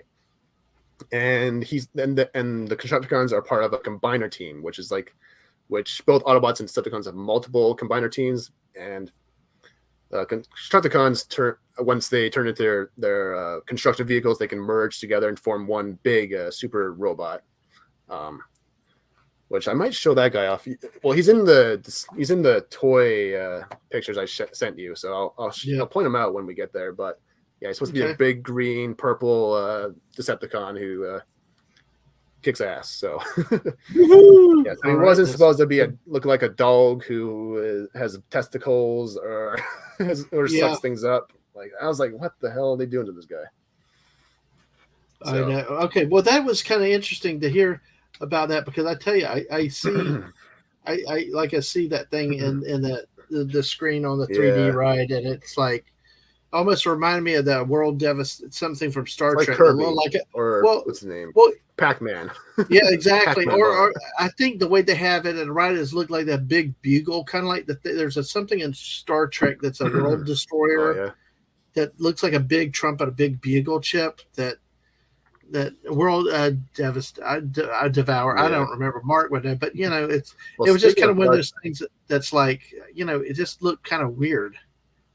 And you go through all these rows of teeth grinding, and it's like, hey, that's interesting. So we do. Jay said I did enjoy hearing the sound of the bots transforming in Dolby stereo. That's about it. Yeah, but I will say that's kind of neat having those come out at those tunes. Yeah. Oh, Doomsday Machine, the Galactic Hoover. That's what I'm thinking about. Thank you, Snortopoopas. Exactly. Now I'll ask this question because Jeff, I think Jeff, so. I saw that. But it's like, I mean, is this a thing? I mean, because some are like silver. Yeah, it depends on the personality of the character. It started out, Sunstreaker was an Autobot who was like this yellow Lamborghini. He was always kind of concerned with his paint job whenever he got messed up. So yeah, that's always some character. It all depends on the personality. And that actually personality came and returned in the form of Knockout, who was a Decepticon in the Transformers Prime cartoon, who also was very conscious about his the way he looked, which kind of made him a very funny, very very just like a really funny character in the show. Like he had a lot of personality. So yeah, there's some characters that do care about their paint jobs. So yep. And so, folks, if you want to know more, just put your questions out there, and we'll do the best. And Megatron will do the best on that side to talk Transformers. We're now at the hour mark, and thank you for everybody here. We still have 10 people, according to what it says up here. If you're lurking, thank you for lurking. We love lurkers. Make sure you hit that like button, subscribe here on this channel, and be ready for more cool content like this. Love these chats where I get to sit back and talk to people about things that they love, things I don't know a lot about, and to learn a little bit more. So, and we're going to show off some of your collection in just a moment, but let me look at the poll real quick. Yeah, right now, with 13 votes, there you go, 46%, which should my ass kicked. Look at that. Be 6 of the 13 votes. Starscream and Bumblebee are tied at 23, and Megatron actually got a vote. Hey. All right. Well, actually, I will say I didn't vote for Megatron myself, so it's okay. I don't vote. Who did you vote for? You don't have to say who you voted for, but hey. Optimus Prime. You do such a good job with that voice. I know. It's like it's my favorite character. Awesome. Might be my favorite character in all fiction, honestly. So absolutely, folks. Hey, and thank you for being here. Make sure you hit that at least like top button. 5. At least top 5. So there you go. Make sure you hit that like button, subscribe. Bring your friends in for something different. I like these type of chats, and this is cool. Stunning. We get to hear Stunning in his own words to get a chance to talk about stuff. Yeah, we only in the Fortnite streams can touch on stuff in brief glances and little bits. This season was great for Fortnite. I know. Stunning. Could not wait. Day one of the new season. Bought the 100 levels just to. What was that like? I mean, was that like a kid in a candy store or a kid on Christmas morning where you couldn't wait to open a present? You just had to buy it that day? Basically. I was just like, because I was sick that whole week of waiting for the skin to come out. Because I was just weak. I was just like, fucking hell. So I was just like, I'm not gonna work for this shit. I want this skin now. Because I haven't played a Transformers game, or at least there hasn't been a Transformers game in a long ass time. It wasn't. I think there was that Battlegrounds game, but that game fucking sucked. I think the Devastation Transformers game was the last one they did, which I haven't actually played yet. I haven't played that before because I couldn't buy it on the Xbox station, so I had to find a way to get a physical copy of that. I might play that on stream one day if I ever get my hands on a physical copy of that. But yeah, it's been a while since I actually played as a Transformer in a game, so I was like, I want to get this run. So let me. I'm going to come back to the movies in just a second and let you really say what you think with the whole series of the movies. But video, okay. Well, but since we talk video games, what kind of video games are there? What are some of your favorite video games, and what systems were they on? Hold on. I'll go on camera for a second because I have it right here, actually. Yeah. Oh, that's awesome. Yeah. Hey, folks, we're going to talk a little bit of Transformers video games now here with Stunning and Brave Megatron. All right. This guy right here, Fall Cybertron. Probably, quite possibly the best Transformers game ever made. So, this one right here. And you got it on Xbox? Yeah. 360. Right. I got a 360 just to play this game, just so you know. Wow, that's a hell of a game though to buy a system just for that. But I understand it was awesome. It was awesome. If you like a game so much, yeah. Like the last time, this is probably the last time you really had a really true love letter to the franchise. I'll just put it that way. Oh, it was something that had the spirit of the game. Yeah, and the spirit of the cartoon, the spirit of it implemented a lot of newer age sort of lore for the franchise, but it also it also paid homage in a lot of ways to the old cartoon a lot. So, and you have to play this guy. To play him, Grimlock. Grimlock. Okay, that was my absolute favorite level in the whole game. Grimlock. I'm having trouble seeing it. Is that like a T-Rex? Yep, he's a T-Rex. All right. That was the best. So, well, now what did you like about Grimlock? Why you want to play Grimlock as a character? He's a T-Rex. He has a sword. He has a shield. And he can smash the shit out of anybody in the game. There you go. You could eat Decepticons. You could grab because Grimlock's gameplay in that game was completely different from every other character, because every other character, they were all first-person shooter characters, but Grimlock was the only one with a sword and shield that you played with through the entire level. And and he was a big Autobot, and so you got to like just go ham on Decepticons and Insecticons in that whole level, which was a lot of fun. And yeah, playing as a T-Rex was fucking awesome. Like you got to eat Decepticons, you get to use your tail to fight them and stuff. Like it was just fucking awesome. Like, it was different. It was unique. Awesome. Yeah, it had to be kind of cool being unique compared to just shooting things all the time. Yeah. There's one level we actually got to play as the Combaticons, and you actually got to play as their combined form, which was Bruticus, which is also a lot of fun. We got to play as this big ass Decepticon, just tearing apart little Autobots. It was just. What are Combaticons though again? They're another subgroup of this Decepticons. So they were created by Starscream actually in the original G1 cartoon, and they were kind of created to thwart Megatron and overthrow him, and he actually almost succeeded, but Megatron had a card up his sleeve, so he was able to get out of it. But yeah, they're this big. They're kind of like the military, but in the game, they're kind of portrayed as being the top like military group or strategists of the team. So they were the ones that kind of would be the ones that kind of guided the battlefield a little bit, as well as they were also a big combiner team. So they turned into a big hulking mass. So. Now, Castle said he wanted to get that game. It was a fun time. You can't really play it anymore because Activision and Hasbro kind of cut off contact, so they don't really do business anymore. Was it ever a PS4 game? No. Well, I think they tried to remaster it for PS4, but I don't think it worked because there wasn't just enough people playing the game for them to keep the servers open. So now, can you play this still today as a standalone? If you have the physical copy, you can, or if you have a digital copy you've already downloaded, you can still play the story modes, but you can't play the actual online modes. Right. So, okay. That's interesting. So that's really cool to see. Actually, Snort Poopas Daisy kind of gave you a suggestion about how you could vote for Optimus Prime. Abraham Prime as a Lincoln Continental. Go. All right. But with the video game, are there any other video games? I mean, you're really passionate about that, so that's obviously one that you really. Well, obviously the game that came before that was War for Cybertron, which is obviously Fall of Cybertron was the sequel to that game, and that game was also really, really fun. That was a really awesome game as well. Well, did they ever have tabletop games? Like the quarter arcade machines. Did they have sure they've had stuff like that. I'm just not too familiar. Let's say hello to Riot Kitty. Riot Kitty, hi. How are you? What's transforming here today? Right, Stunning and Brave Megatron is transforming, where he's talking a lot. Hey, we're enjoying hearing all about Transformers, learning a lot today too. Well, welcome in, Riot Kitty. Thanks to have you here with us. So, but did they have like I know they had X-Men as a 4-person game, TMNT with a 4-person like in the arcades and stuff. Did they have any like Transformer games like this? I think they've had. At the arcade I go to nearby, they have a Transformers game, but it's like based on the movies and stuff like that.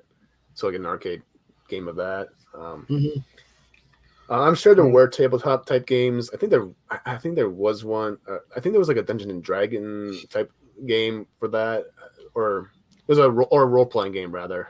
I think it was like more of a recent one, like a couple of years ago. But I'm not too familiar with tabletop games, so I wouldn't be the guy to ask about that. So well, when I say tabletop, I mean like the arcades and I mean, I wouldn't be the expert on that. I'm not the biggest gamer in the world, so I wouldn't really know. You never. But I remember there was a lot of like old Atari games like back in the day for Transformers, but I don't know a whole lot about them. I'm not sure Atari, but I wouldn't. I'm going to experiment something. Hopefully, I don't take the stream down. Yeah. It's always dangerous because I just Googled something, and I found crap. Let me not do that. Let me do this. Let me do it this way. See. Okay.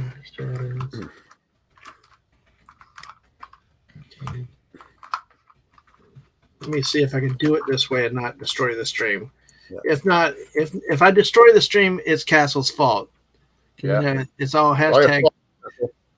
It's hashtag Castle's fault. Before we get into that, I actually want to kind of answer Alaska Jeff's question, if you don't Yes, mind. okay. Yeah, go ahead. I'll bring that up right now. So yeah, Megatron did well. Technically Galvatron, because Galvatron was the reformatted version of Megatron in the '86 movie, and he did kind of have a redemption arc in the cartoon where he and Prime made peace at the very end. So yeah, there have been more redemption arcs for Megatron. Like the most prominent one was in Transformers Prime, the cartoon, where he basically in that series, because that series got a movie to kind of cap off the series. And so at the very end of it, Megatron, because he was under the control of Unicron, because he was being possessed, he was not really in control of his own body. That kind of like was what kind of basically made him lose the will to continue the fight, continue the war. And that's what kind of led him to sort of abandon his evil ways, so to speak. So yeah, there's been, and in IDW Comics, he actually went and full on became an Autobot because of stuff that happened in the Dark Cybertron storyline of that time.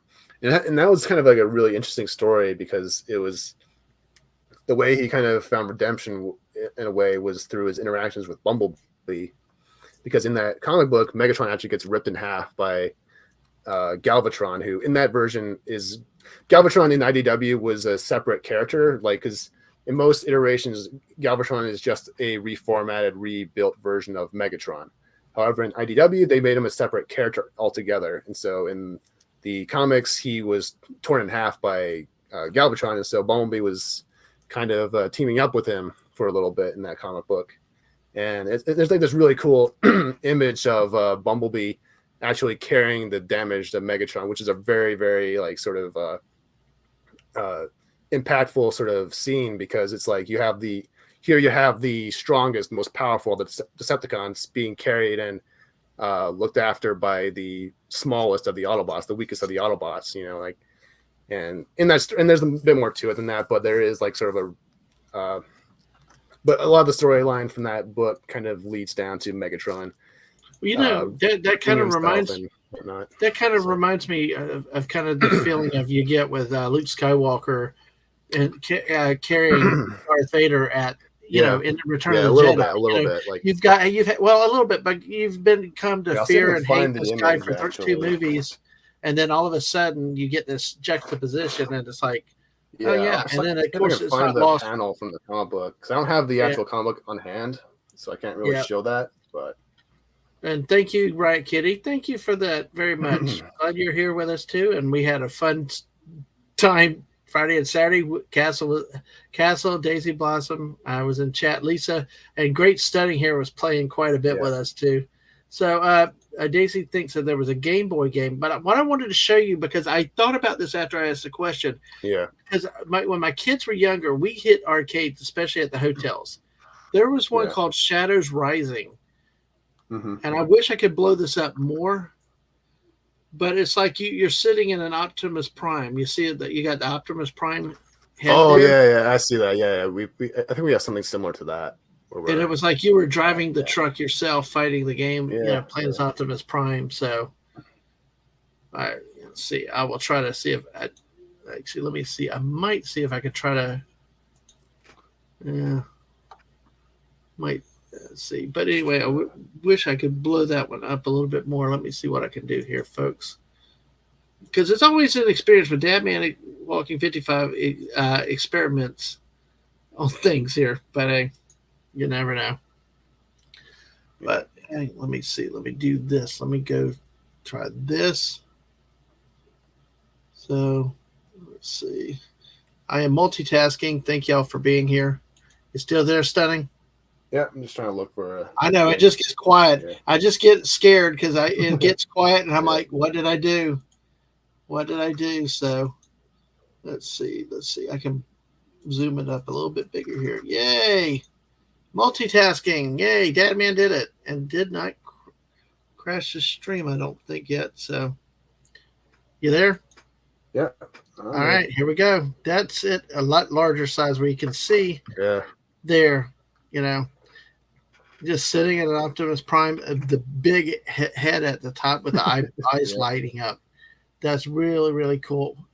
Yeah, and Riot Kitty said, Started with Bayformers. Yes, I still like most of Yeah. it. And Riot Kitty also says, I think Rise of the Beast did that better with more distinct designs. And of course, Riot Kitty know a decent chunk about Transformers.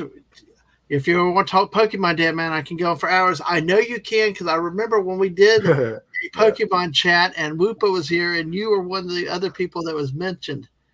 I mean, I think get you, Whoopa, Ash, and Squeaka and Aang all together. And hey, there's a 48-hour stream topic for you. Ooh. Get that many people together to talk Pokemon. You got to catch them all. So, you can't do it in less than 48 hours. So, but yes. But yeah, it's funny how all these franchises have their different video games and stuff like. Yeah. Okay, right, Kitty. Hey, thanks for stopping by. Have a nice dinner. Good to see you. You can always eat while watching Riot. Yeah, you can too. Just make sure you hit that like button on the way out. Thank you for being here. It is all good. Thank you for being here. Thank you for everybody that's here. We got 15 great people here hanging out with us, chilling, and just just talking some Transformers. All right, so we taught some of the video games. Did you find that comic yet you wanted to find, or did you? I can't really find the panel I'm exactly looking for, but I don't think it really matters too much right now. So let's leave it. All right, well, we'll get into the characters, your collection now, but I want to give you one last second to talk about the big movies themselves. I know your general word is it sucks, but what, as a Transformer fan, what about it gets to you? Because let me let me set up the premise. As somebody that does not know, and it's the same thing that's happened with me with Star Trek and some of the other franchises. Being somebody that's not as invested like I am with the Star Wars side, I don't know a lot. It's different. Some of the Justice League stuff, I don't know enough. So it's easier for me to go in there and enjoy movies and stuff. Let me say hello to Appion. Good to see you, sir. He said hell to you, Megatron. Hi. Hey. Good playing with you there. Yes, exactly. The other day. It was good to play with you. Yes. And here's the thing. So, like I said, it's easier for me to accept it as what's the big deal and all this other stuff. I learned my lesson when The Last Jedi came out. Yeah. When it happens to you, it's different. But for you, what about this? The way they did those 5 movies that really just didn't catch the Transformers that really irked you the most? There was a lot of things. I'll try to. Well, the main things. I'll just keep it to the main things. One thing they got completely wrong were Prime and Megatron's characters a little bit because, in the first movie, Prime was fine. In the second movie, he was okay. But the main issue with Prime in those movies was that they got to a point where he was too brutal and they accentuated the action to the point where it's almost like a Mortal Kombat movie. It's like now it's never really Optimus Prime. He was never meant to be a Mortal Kombat character. He's always meant to be, have a bit more dignity, the way he fought, the way he carried himself.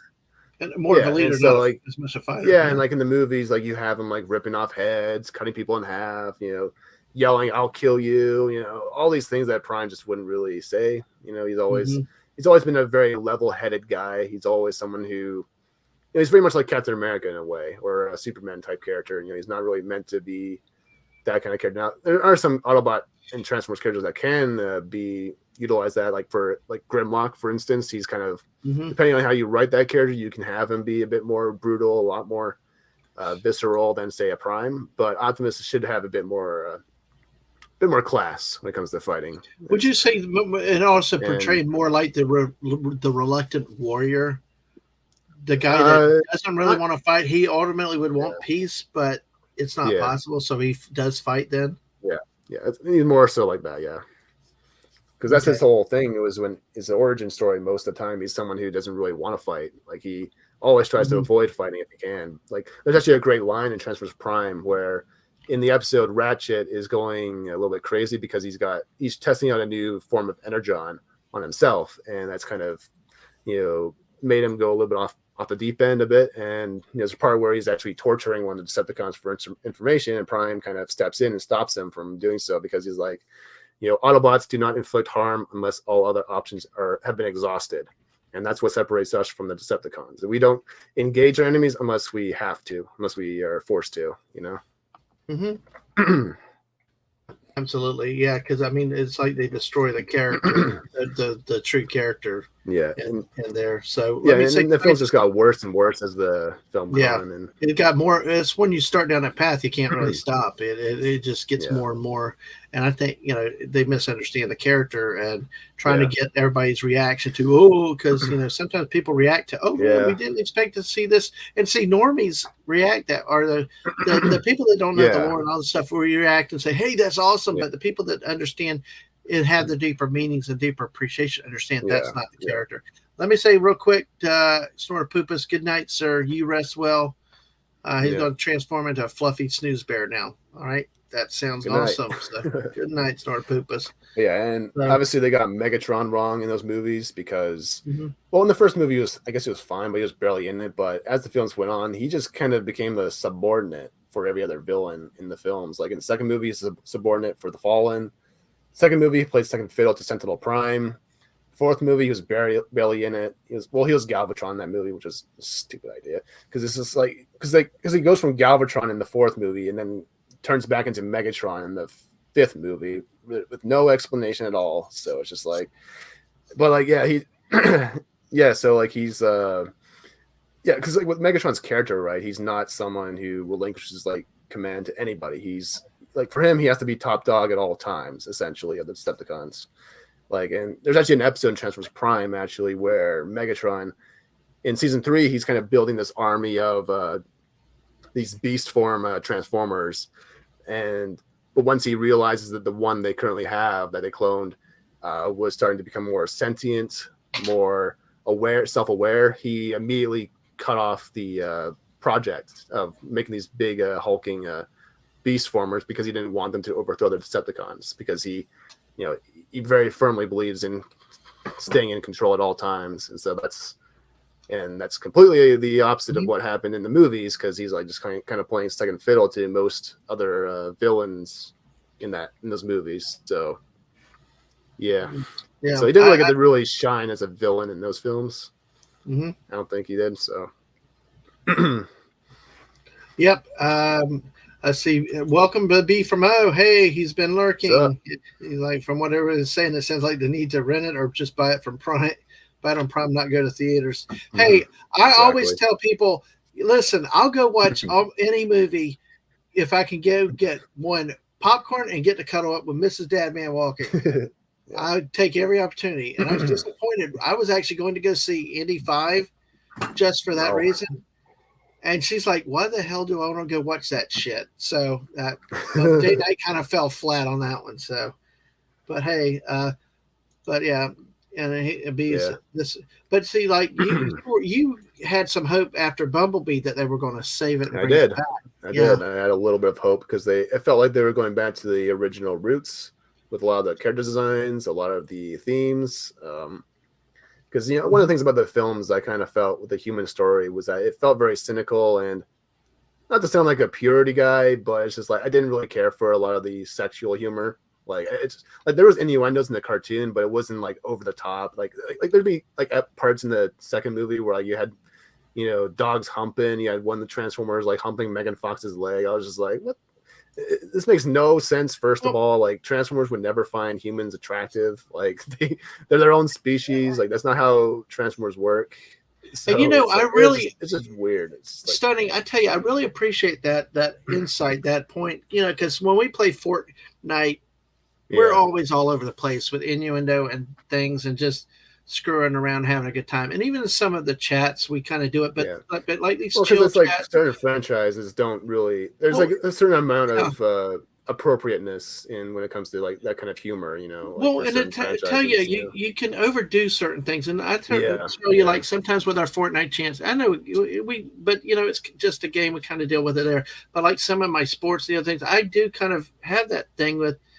There's lines, borders, and a limit to things. And it's interesting to see you as a fan, because what it does is, not everything has to be a sexual joke. Not everything has to be the innuendo. It's like telling the same joke 400 times, which sometimes I do. But, it gets old, and it does degrade the franchise in a lot of Yeah. ways. Yeah, I kind of thought about this. Is a little bit off topic, but I was kind of thinking about this a little bit too about like the Scooby Doo when Velma was coming around, and that show looks awful. And it is awful. I just only have to watch it to know it's awful. But I saw a lot of people on Twitter kind of citing this, like, I guess this DC Warner Brothers comic of Scooby Doo where they kind of reimagined the Scooby Doo gang as being like I don't know the whole story about the whole comic. I just know that they showed the Scooby-Doo gang like holding guns and being, like it's like a post-apocalyptic type storyline. I was just like, this is not Scooby-Doo. It's just like, and it's not me trying to be like, Mr. Purity or whatever, but it's just like, it's just like, that's not Scooby-Doo. Scooby-Doo is supposed to be a fun sort of adventure with, these 4 teenagers to go on an adventure, solving mystery. That's what Scooby-Doo is. It's like, it's like and I saw people being like, this is what we need from Scooby-Doo. I was just like, no, it's like, just go back to what Scooby-Doo actually is. And it's just like, not, just turn it into something it's not. Like, it's exactly the same thing that Velma's doing, just a lot worse. Right. But it's just like, just, and this we can kind of see with a lot of franchises nowadays, they turn the characters and the world into something they're not, and it's just like, it's ruining their hold on people's, on the culture a little bit, it's just like, characters don't mean what they are supposed to mean, like Batman, Superman. Those characters don't mean what they used to really truly mean, fundamentally, because we've allowed so many different variations that just miss the mark entirely about who those characters are at their core, and so it's just like it's muddied the waters too much to the point where it's like it's unrecognizable at this point. And feel free. Listen. I love we do a detour show. It's like we got as much time as you got. I don't mind exploring tangents like this because I don't really think it's a tangent. I think it's a very interesting insight that you had. A very good point. It's like some of the stuff they're doing with modern Star Wars.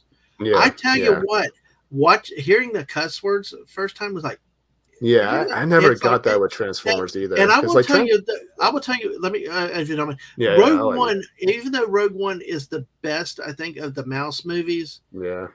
The detail of the brutality and the reality of the fighting did stun me a little bit. Because in the original movie, even the prequels, you had dismemberment. But it was like clean, quick, and gone. Or you had shooting, boom, you fall down like the old things. But that one was the first one I looked at as like a brutal war movie in a way. Yeah, and it was a little stunning, and a lot of stimulation, maybe overstimulation. It was like, what did I just watch? Yeah, And I think, like you said, sometimes some of these things may be better for modern audiences, but not for, the true lore of where you go with. So, yeah. And look at this comment you've got right here. I'm very impressed about your panel.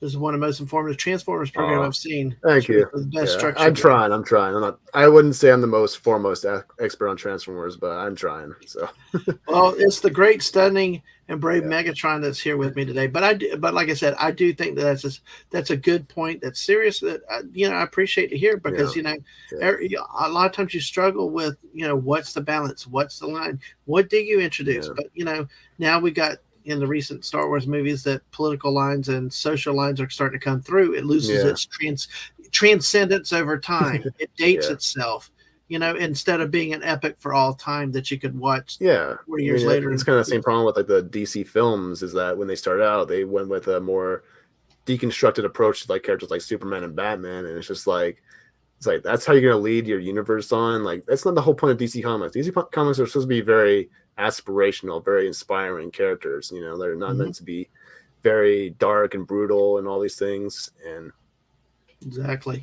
And like Jeff says, violent sexual content vulgarity is designed to fill up a movie because they don't have a story.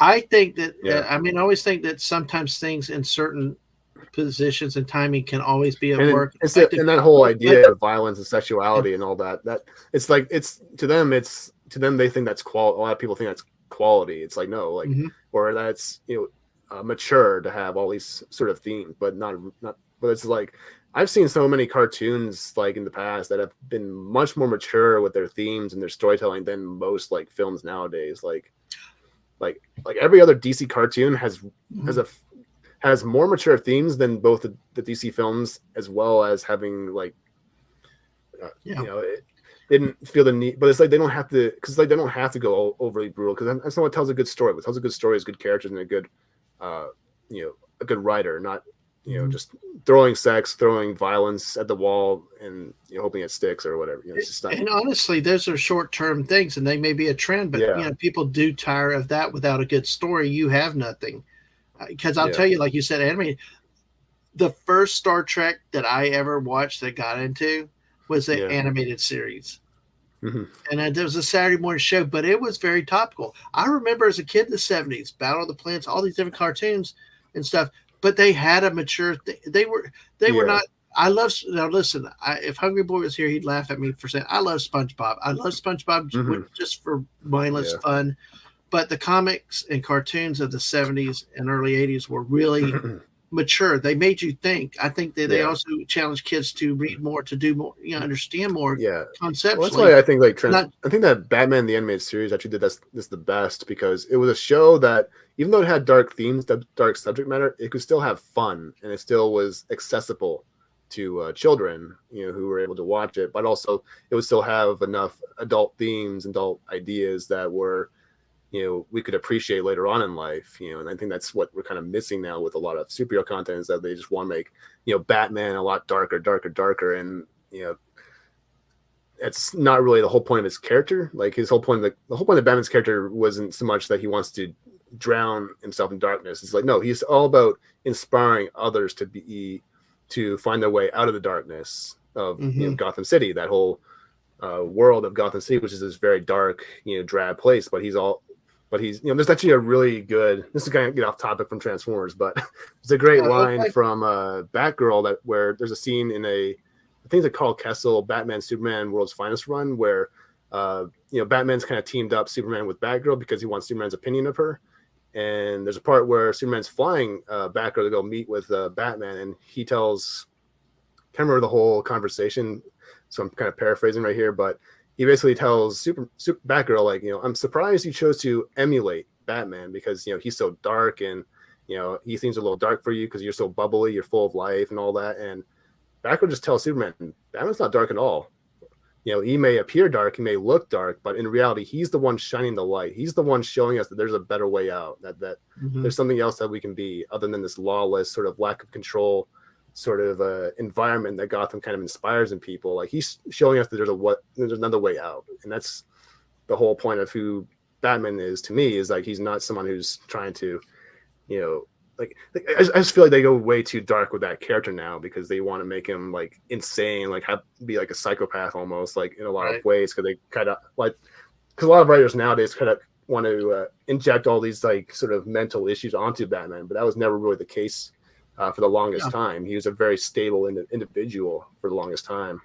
I mean, it's like ripping down the heroes to, just why can't a hero just be a hero? Somebody that does it for the right reasons. I mean, because Batman, his response to his parents dying, it wasn't like revenge. It was, I want to make sure that this doesn't happen to anyone else. That's a positive mentality to have. Like, especially when your parents have just literally died, it's like his first instinct is to make sure no one else goes through what he went through. That's a compassionate human being who has a sense of sanity to him. Like, that's not an insane person. Like, it's a healthy individual, who knows how to deal with his problems. That's the whole point of Batman's character in that in way he kind of deals with villains, is because the villains are the opposite of Batman. Like, where like you have like Two-Face, for instance, who would start off as a very normal guy, normal sort of attorney, but instead of choosing to better himself when he had that accident that scarred him for life, he chose crime. And so that's what the whole point of his villains are, is supposed to show what Batman could have been had he not have a good head on his shoulders, essentially. So that's why.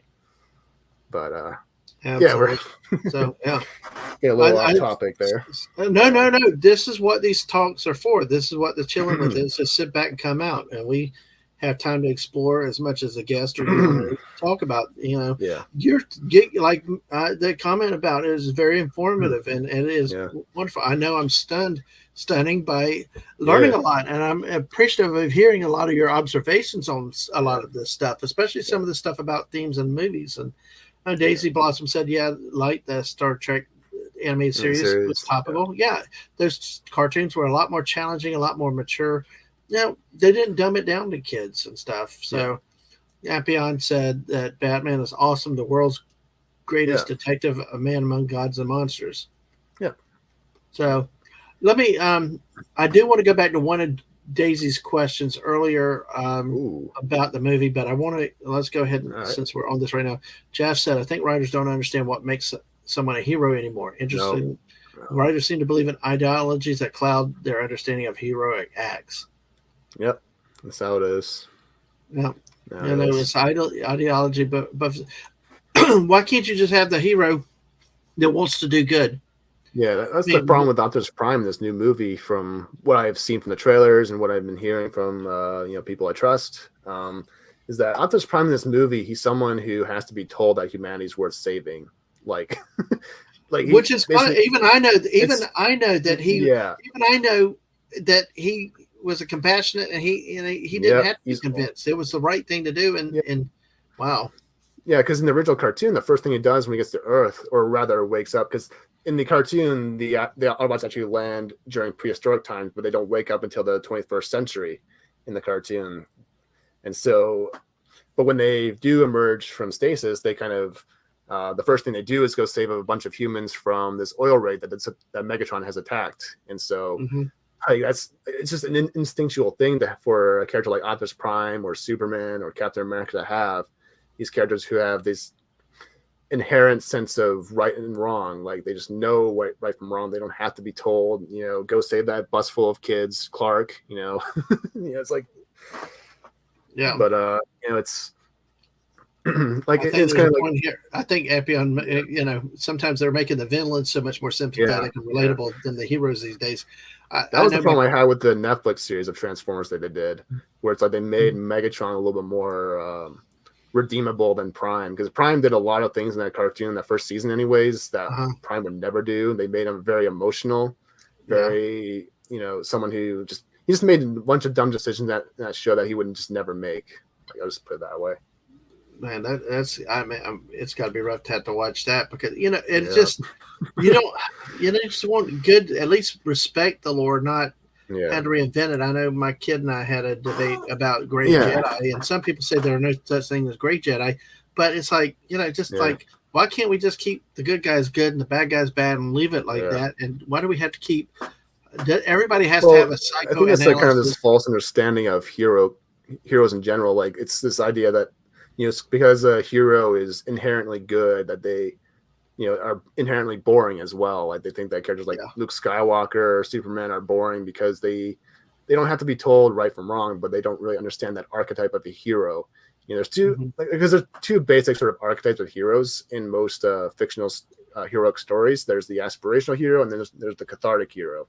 And the aspirational hero, the best way to kind of describe it is like the aspirational hero is the one who, at the very beginning of the story, is already on that heroic journey, whereas the cathartic hero is someone who has to be, not that they're necessarily a bad person, but they're someone who has to overcome a lot of things in their life or their personal psyche in order to be on that path. Like, and the best example I say would be like Luke and Han in the A New Hope, like, because like, let's take a scene. We'll take the scene from A New Hope when they're in the Death Star and they're arguing over going to save Princess Leia. And the moment, and it's mostly just a matter of time. Like, it's how the heroes sort of respond to danger or whatever. And when Luke Skywalker, when they find out that Leia's in danger, she's going to be executed, the first thing Luke does is like, oh shit, we got to go rescue her.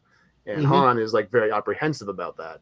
He's like, oh, wait, what? I'm not getting paid for this. I'm not, it's like, I'm not going to risk my life for this. It's just like that's kind of like the subtle difference between an aspirational and a cathartic hero. Like, they're just kind of like, one has to be convinced or has to be motivated to do that heroic act, whereas one just automatically does it. That's kind of like the main difference between them and whatnot. So yeah, I know. I think it's a lost appreciation too, because I like you said, is not every hero has to know what be told have this traumatic event, and not every bad guy has to have some mega trauma.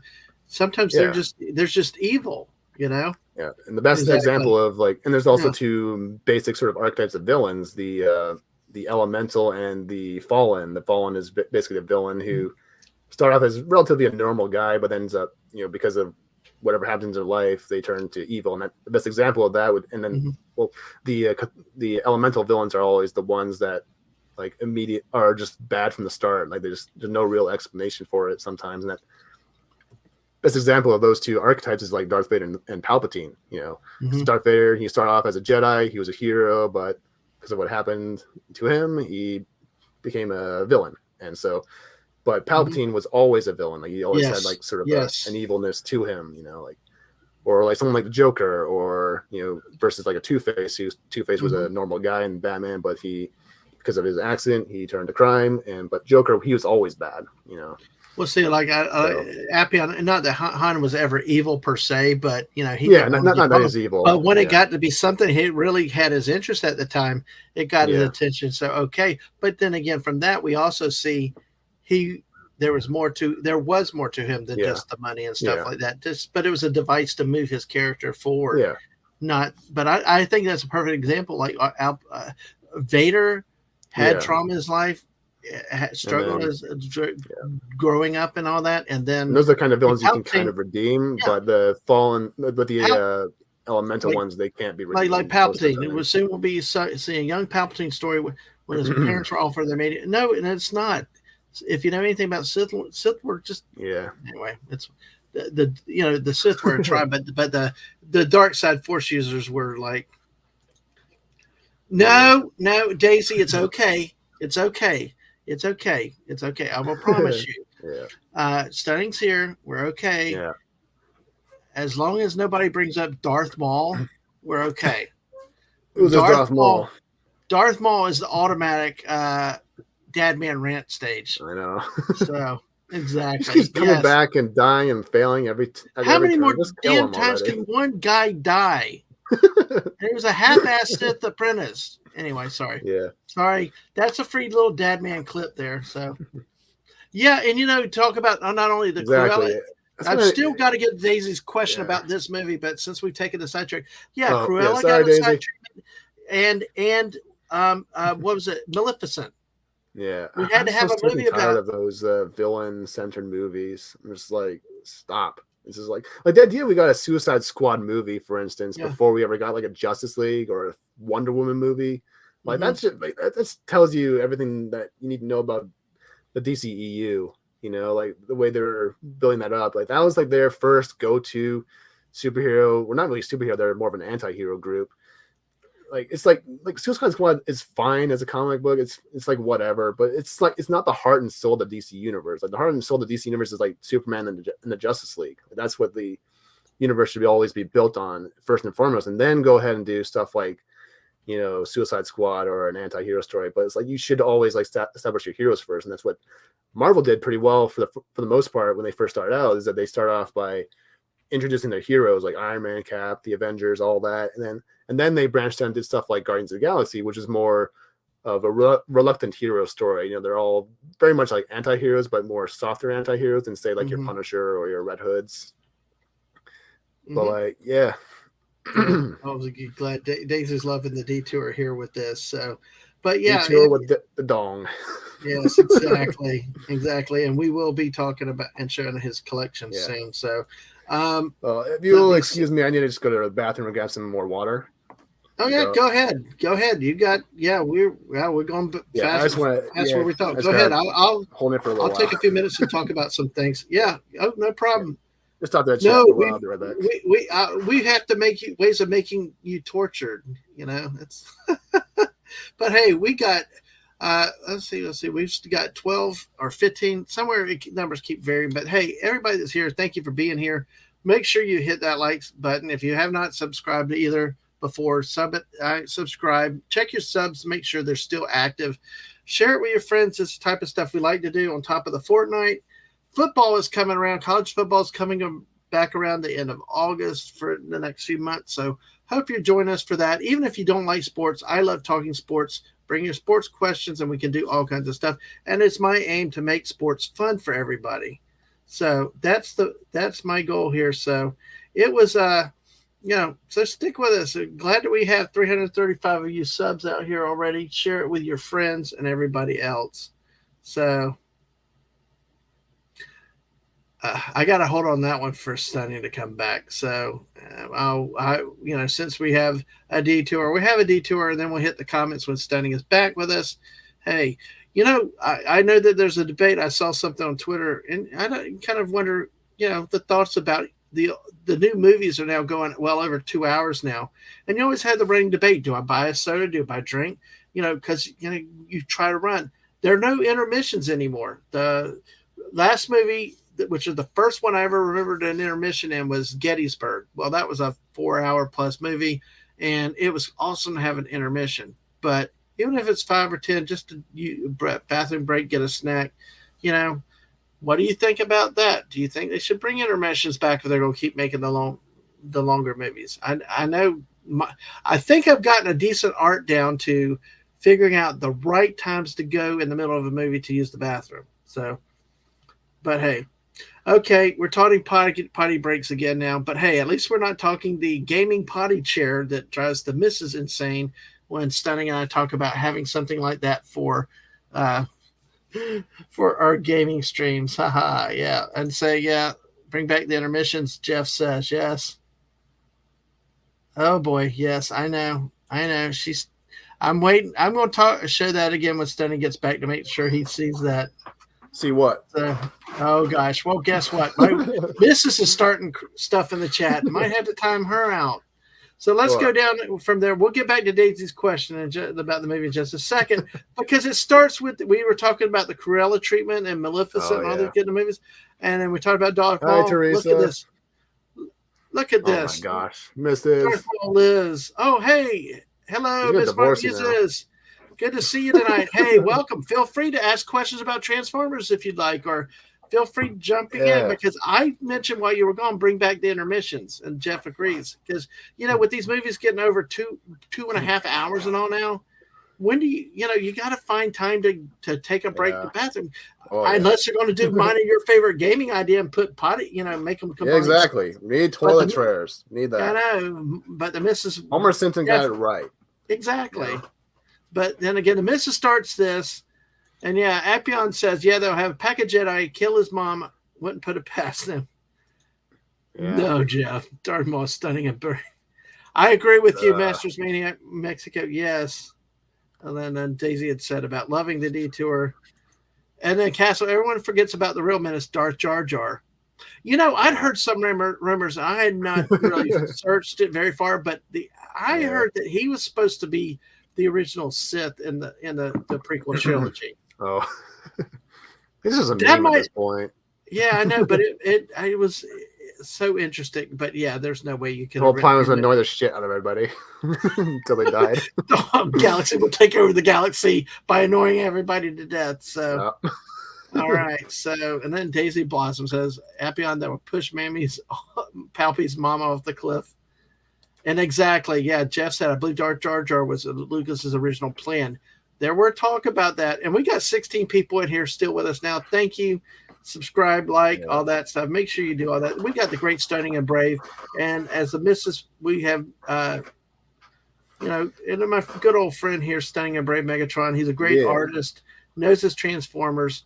And Mrs. If you repost that link again, I lost it up in the chat. But yeah, absolutely. So we're hanging out. We're going to show the collection in just a little bit. And then the Mrs. doubles down. Talking point, Darth Maul lives. Oh, man. And then Appion agrees with Daisy about pushing Mom off the cliff. Daisy says, Mrs. in chat stoking the flames. Now, I agree with Jeff. I like the long movies, but I need an intermission too also. Yeah. Absolutely. Yeah. And Appion says, Darth Maul is definitely the most fleshed out character, dripping with character. Discuss. Well, we got to do that another time. I actually have a great person in mind to bring that back, a buddy of mine, Ish, that would definitely love to talk about that. We've only joked about, hey, between y'all and Pokemon and me and Ash with Darth Maul, we could definitely fill up a 48-hour stream. So, yes, probably. Exactly. I'm dying already. Misa, Dark Lord. Misa worked for the Sith. That's a good one. There you go. Oh, yeah. I used to show you my dark side. Yeah, Masters says, I mean, my neighbor is more threatening than Darth Val. He is 1.52 meters and weighs about 49 kilogram without lightsaber. Yeah. Wow. He got beat by a blind guy in Rebels. Oh, yeah. Or there was the like blind Kanan got blinded, and then he still beat Darth Maul. It's like, you loser. Yeah, exactly. So, but he got beaten by a Sith apprentice. It's ridiculous. So, anyway, and he outdid greater Sith lords. But here, this is Stunning's link. Yes, go show him some love over there. He does generally on Fridays a great chill draw stream. Does a lot of good work there too. Yeah. So, and George Lucas believed the stories that rhyme. He wanted a chosen one and Luke and Anakin. He would also have Crazy Yoda, Jar Jar becoming powerful. Yeah. So all right. Well, we took a Star Wars detour. Let's get back to the great Transformers movies, which you obviously did not like. But Daisy asked a question. Yeah. I'm trying to find it about The Dark Knight. And I think basically, okay, here's where it is. That The Last Night offended me as both an American Brit and a Transformers fan. Now, I don't understand the context of why an American Brit would be trans. So, Daisy, if you can give a little more context, that'd be awesome. But, or if you, I think because in the movie they had a lot of stuff to do with the Knights of the Round Table and stuff, and I can't remember the movie too much. It was just stupid. Okay. But yeah, and as a Transformers fan, so obviously I don't think I ever saw that one. Then I think I saw. Oh, really? The only reason to watch it is because they brought back Frank Welker as Megatron in that movie. That's the only reason to watch it. Yes, who we talked about earlier, that Frank Welker is your real voice for Megatron. Yeah. Okay. Well, that's good. I was curious about that. So, all right, now we have. There we go. Okay. I'll give you that something to look at. There you go. I totally forgot about my art. So when did you draw that, Mega? That was this year, I think. Or was it last year? Let me see. 2022, so last year. Optimus Prime and Megatron. Megatron, yes, absolutely. And if you want to show, yeah, this is the one I did on Christmas with a Bumblebee. Oh, that's cool. Yeah. Now, first thing I notice is that face does not look like the new movies. No, this is the original design for his character. Because the new movies, he's got basically a radio face. Voice, and Oh, then that's what Daisy said. Arthurian lore trashed. Yeah. There's Grimlock. This is based on the 86 movie. So, yeah, it's fun stuff. And that's Grimlock. He's fighting off all these like little Sharkticons and stuff. Great stuff. Yeah, those Sharkticons look more like what I saw the Devastator and that stupid ride. Yeah, creepy little guys. Appion said last night was awful. Biggest waste of Anthony Hopkins. Yeah, that too. Like they could have had him play like someone like Alpha Trion or something like that in that movie too. Like that's a way, because Alpha Trion in the cartoon was like Optimus Prime's like mentor figure, this older sort of Autobot. Like I was like, it's like or something like that, some sort of character like that from the franchise. It's like so much waste. Yep. Oh, that is some nice art though. So folks, obviously check him out on his channel when he does, Saturdays he usually does a draw stream. Ooh, there we go. There's some other ones I did. Got Six Shot and Predaking. So yeah. So what are we talking about? No, that's fine. We're looking at your art right now, Stunning. Go ahead and show off your art. We'll do an art tour and then we'll kind of transition over to something else. But exactly. So we'll go into Six Shot. He's basically it's actually kind of a good thing because I can actually kind of talk about the characters now. So like Six Shot is kind of a Decepticon who could turn into 6 different things. So he could turn into a robot, he could turn into a jet, I think he turned into a car, a tank, some sort of robotic wolf, and I think wolf, tank, jet, gun. He turned into a little gun that other Transformers can hold and a robot. Yeah. So he's a big guy. He's like probably a bit bigger than like Megatron or something like that. So he's a very powerful sort of character. So. And then we got Predaking, who's a combiner team. Now, This actually kind of goes into a little bit into the movies actually, because like there's like a bunch, because in the movies they have the Terracons in the new movie that they just released, which was their three main villains in the movie, but that wasn't really what the Terracons were in the cartoon. Now, this is not the Terracons here, but it's just kind of giving me it just kind of came to my mind because when it comes to the franchise, they'll take names, they'll take concepts, and they'll kind of reinterpret them in different ways. And Predacons were also one of those things, which is this character, which you kind of see as a combiner because he has the eagle wings. Because so the Predacons were a team of animal-based Decepticons. They turned into like animals. So like you had the lion, the eagle, the tiger, the rhino, and you can't see him because he's covered up, but because the arm covers his other leg. But there's a bull that also turns into it, and they all kind of combine into one big robot. But with the Predacons, that name has kind of been reused in different ways. So like in Beast Wars, that was the name for the descendants of the Decepticons in Beast Wars. And then in the Transformers Prime cartoon, that was used to explain what it was the name of the Cybertronian dragons in that cartoon. They had like dragon transformers in that show, and that was what they called them the Predacons in that show. So that's kind of like a example of how they've kind of taken names of things and kind of did some different things with it in the franchise. And now with the Terracons in the movie, they were also a combiner team. They turned into Abominus, this big Decepticon, and they were all basically like these monster bots. They turned into monster sort of forms. And so in the movies, they're using them to be the name of Unicron's herald. So Scourge, Nightbird, and I think they got other one's name is Battletrap in the movie. But they're very, very different from their original G1 counterparts, because Scourge in the original G1 cartoon was actually a Decepticon named Thundercracker, who was like Megatron was in the 86 movie. They were both reformatted, rebuilt into different forms. So Thundercracker became Scourge, and then Megatron became Galvatron, and then Skywarp became Cyclonus or what have you. And so that's kind of an example of how they've kind of taken names over the years and how they sort of will reinterpret a different concept every now and then to mean something else. So, yeah. Absolutely. So that's why it gets a little bit confusing. We'll look at the. Ampion says, "Love the lava flow. Yeah, looks good." Yeah, thank you. Exactly. And Daisy's mentioned Voltron. Guys here. Voltron. Yeah, kind of. Now we got Ultra Magnus and Star Saber. So now on the left, the left, is that Optimus again? Ultra Magnus. He was Optimus Prime's like one of his top lieutenants in the War for Cybertron. So very big guy.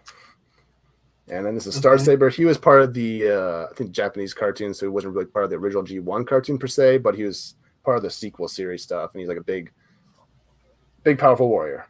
And that's all I really know about him, because I haven't really watched any of the Japanese stuff, so that's one thing I really want to get into actually. So yeah. Yeah, that's something when you have a sword bigger than the character. So yeah. So alrighty. See if I can find anything to. Ooh, there's a newer one. There's the newer ones. There we go. Got Nemesis Prime and Shattered Glass Prime. So, all right, where are we going with this combo? Well, what we're going to do is we're going to walk it into your collection. Right. So well, first of all, what we were doing was we're trying to really give you a good shout out, because you know what, you've been a really good friend of the channel, and you're always here and stuff, and you're a great dude. So, and your artwork is really off the chain, and you do great quality chill streams and stuff. And let me say hello to Phantom Outsider. All right. It said Ultra Magnus was Robert Stacken in the Transformers movie in '84. All right, welcome in, Phantom Outsider. Hey, folks, before we go into your collections, let's take a look. Updated. We got 20 votes on the poll. We only have 17 likes, though, so folks, hit that like button. Optimus Prime at 45%. Megatron's got 2 votes, so he's at 10%. Yay! Starscream is in second. Bumblebee is third. Believe it or not. Oh, I kind of thought Bumblebee would be ahead of Starscream's Starscream. very popular. He's a very popular character. Exactly. I think so. What Squeaka? I think His Squeaka character was a mentioned very Starscream at the beginning. yeah, because his character is like one of the first like really mainstream sort of villains to be like that sort of foil for the main villain, you know. Mm-hmm. Which we kind of see a little bit more in today's storytelling. I actually used to really hate Starscream. I didn't really like him as a character until a little bit later on because I just don't like disloyal people. I just hate people who are disloyal, who backstab you. So I'm just like, where have we heard that from before? Sorry. Yeah. It's like, Remedy. It's like I just hate disloyal people. It's just like it's like not if they're bad. Anything, I guess they're bad people. But as I've kind of gotten older, I've learned to really respect and admire that character for what he, for who he is and all that. So, Bumblebee. Awesome. All right. Bumblebee. Since Daisy said Bumblebee, I'll pull Bumblebee back out. And I think Phantom just got here. Grimlock is more popular than Bumblebee. Laughing, but you know what? Like you said, though, Grimlock in that video game was completely different. Yeah, you know? Yeah, he's a big boy. Castle wasn't even going to mention the X. Well, we don't say her name. It's like Voldemort. Yes, thank you everybody that's still lurking out there or chatting, and feel free to ask questions if you have questions. And we'll repost Stunning's link here again as we go through. But hey, let's look at the collections and we'll wrap up with that. Right. It'll give us a good transition too. So we've been going 2 hours. So hey, folks, that means we're having boatloads of fun, folks. So when we go, look at that. It doesn't even seem like it. So all right, which part? You had the picture, but for people, tell me if you want me to try to focus on a certain part or not. So like, this is kind of like how my collection looks right now. Obviously the lights are turned off right now because I took the picture because they're motion centered. Actually, the lights, they're motion censored, so I can. But so like, they only activate when I'm near them, so it's kind of cool. But in the center here, so I guess for this picture, I'll talk about the center image. So up top, we have Unicron, who's basically the big villain we saw. I think it was in the new movie. So he's kind of like he's basically the big Galactus, the Thanos, the dark side of the Transformers universe, like that big overarching sort of threat to all. And then right below is our boy Devastator, the big green guy. So not the motherfucker from the second movie who eats things. And right below him is Bruticus, which we kind of talked about earlier when we were talking about the game. But he's kind of in the shadows there because they still need to light. Both this shelf and the Decepticon shelf still need lights. So, and then above them, the big boxy Decepticon in the middle. That's a Motormaster. He's part of the Stunnicons, which are also another subgroup of Decepticons in the ranks. So, is it that? Yeah, that guy. Yeah, that guy. The black guy. The black one. All right. So yeah, he's a big boy. He's like one of my bigger ones, aside from like the little big boys. So okay, now Appion's saying my board Devastator. Yes. Right. Yeah, the green guy.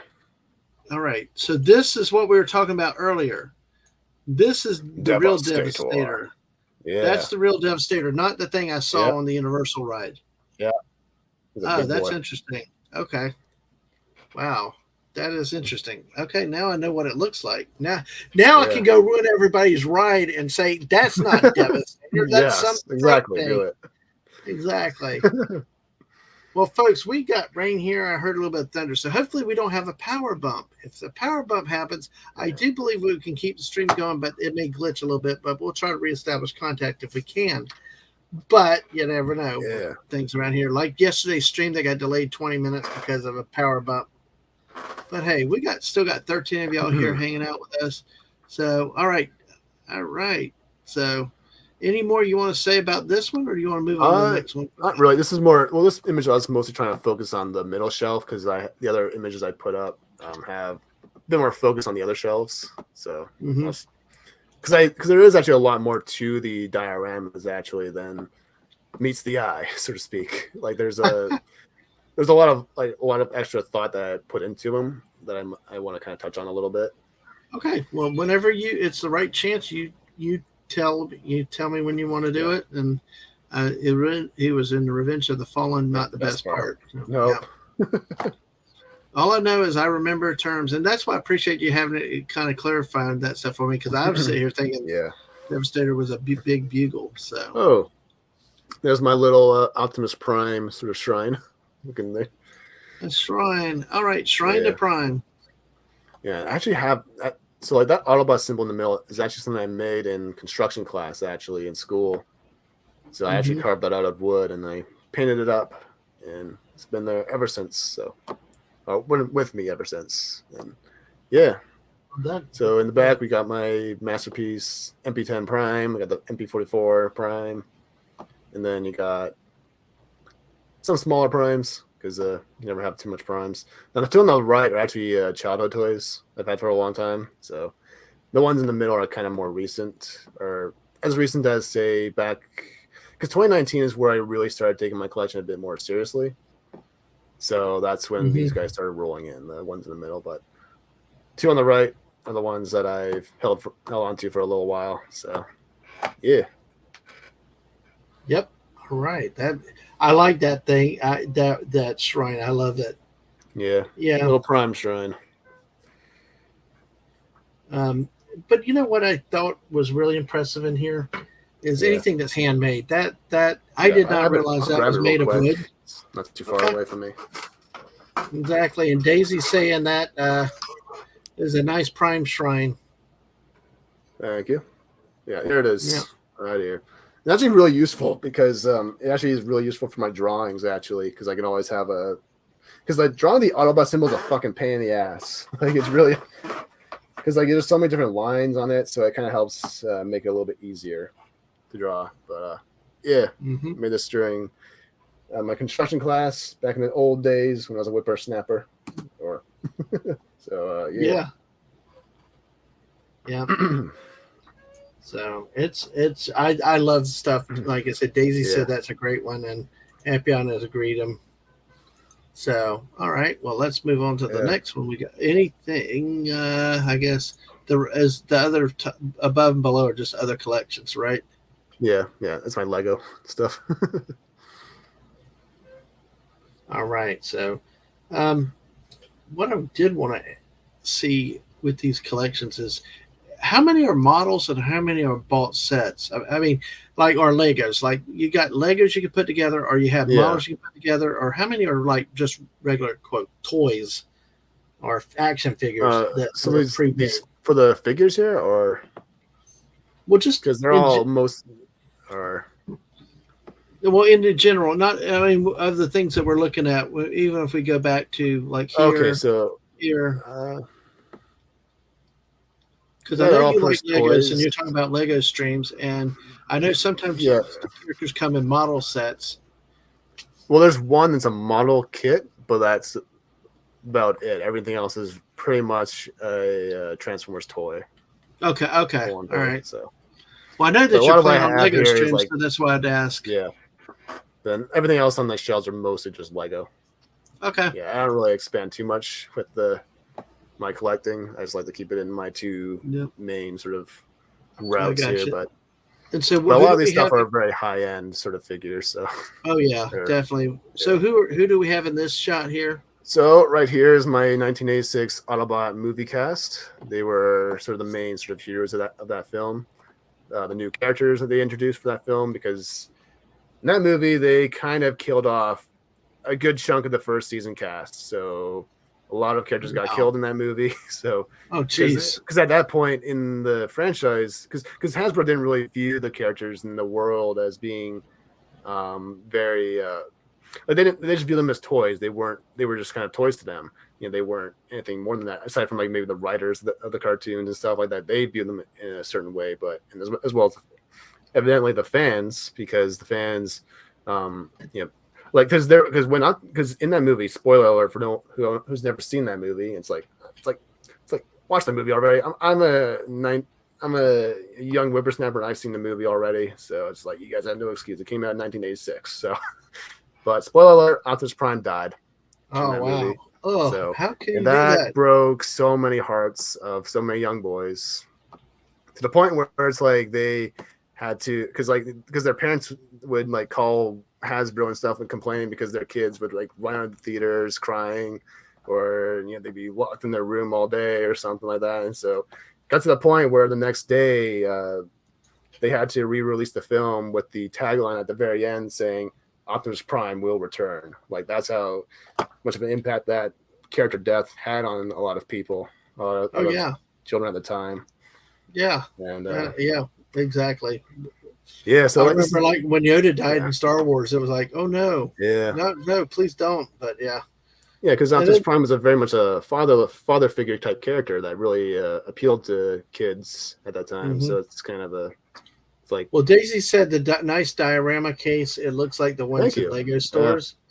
And yeah, Appion yeah, also said, awesome setup that you thank got. you, thank you. Anyway, holy Yeah, so crap. this, so this diorama here in particular, it's based on the '86 movie, where you see Hot Rod and going through the mountains, kind of going up to the Lookout Mountain to watch the shuttle come down to Earth in the scene right before the Autobot City battle. So you have the little Autobot City in the background here, and you can't really see it because Hot Rod's covering it up, but there's a little like uh, platform right behind his head, like in the middle there.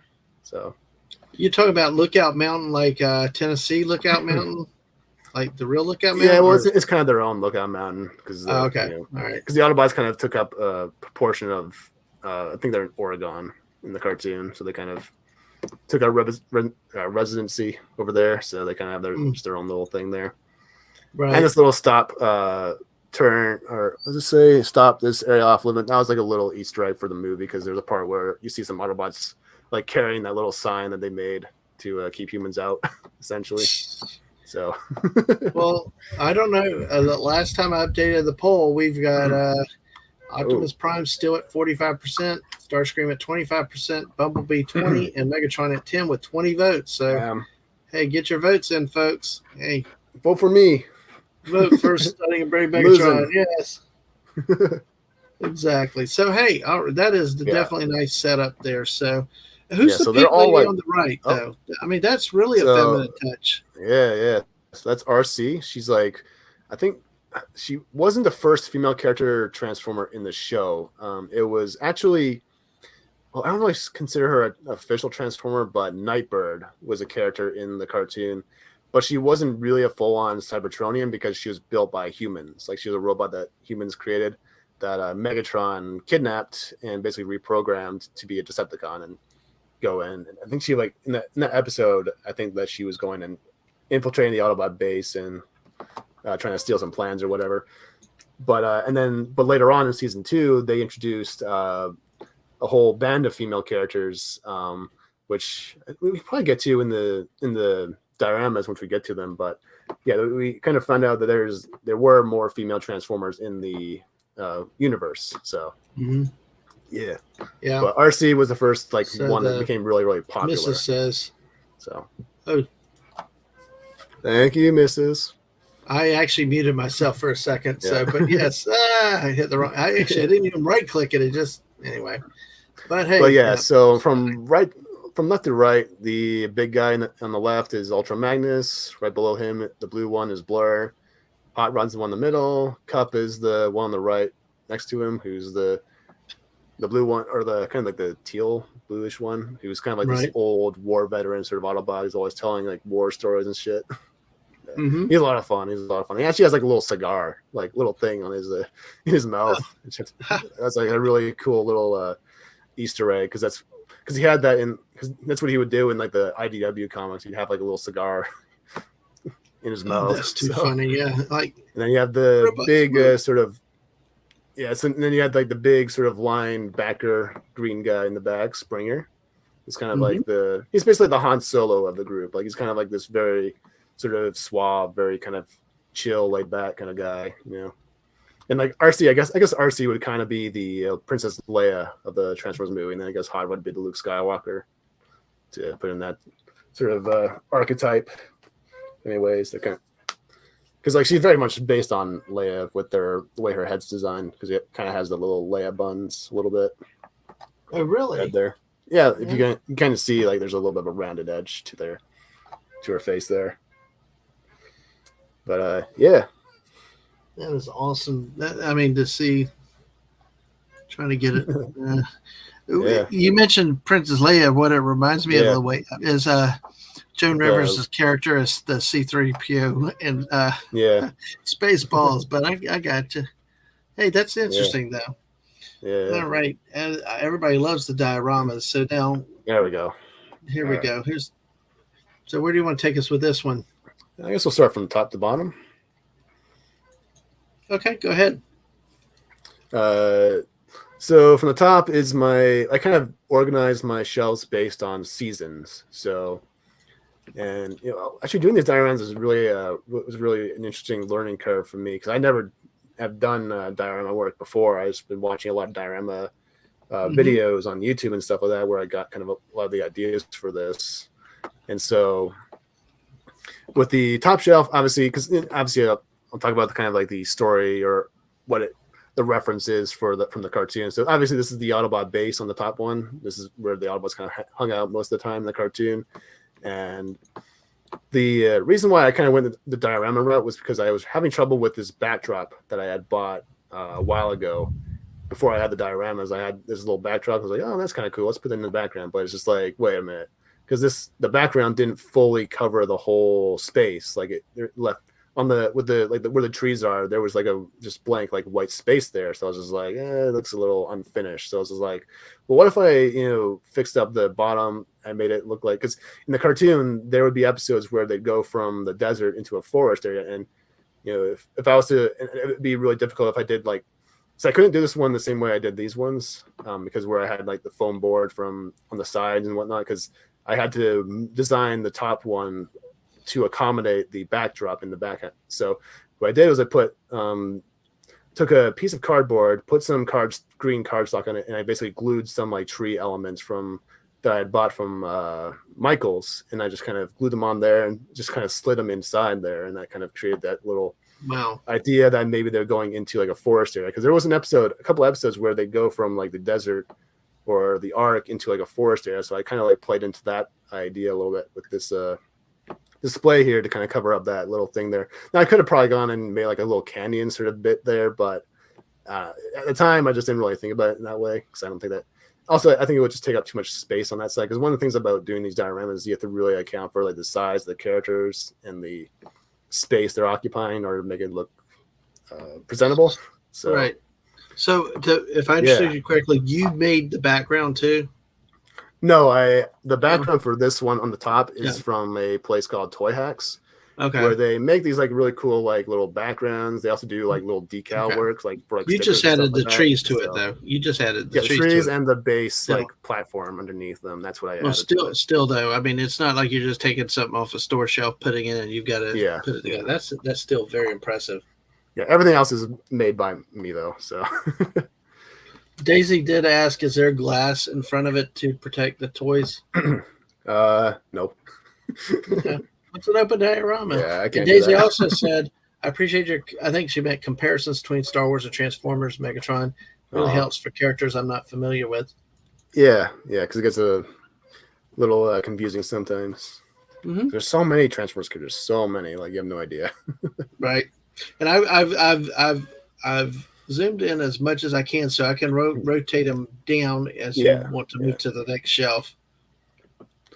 yeah. So like for the figures in my collection, they're all masterpiece figures, but there's also a lot of third-party companies involved with the figures.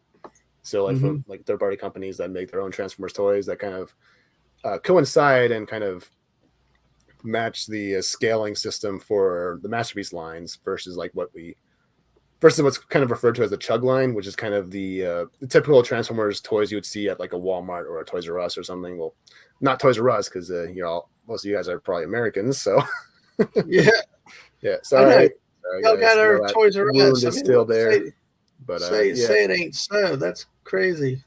But yeah, so well, because there's like three different main sort of scaling systems when it comes to Transformers toys. There's the masterpiece scale. There's the chug scale, which kind of refers to some of the toy line names like from the past that are kind of based on the same on the same ideas for what they wanted to do for the Transformers toys at that point. Mm-hmm.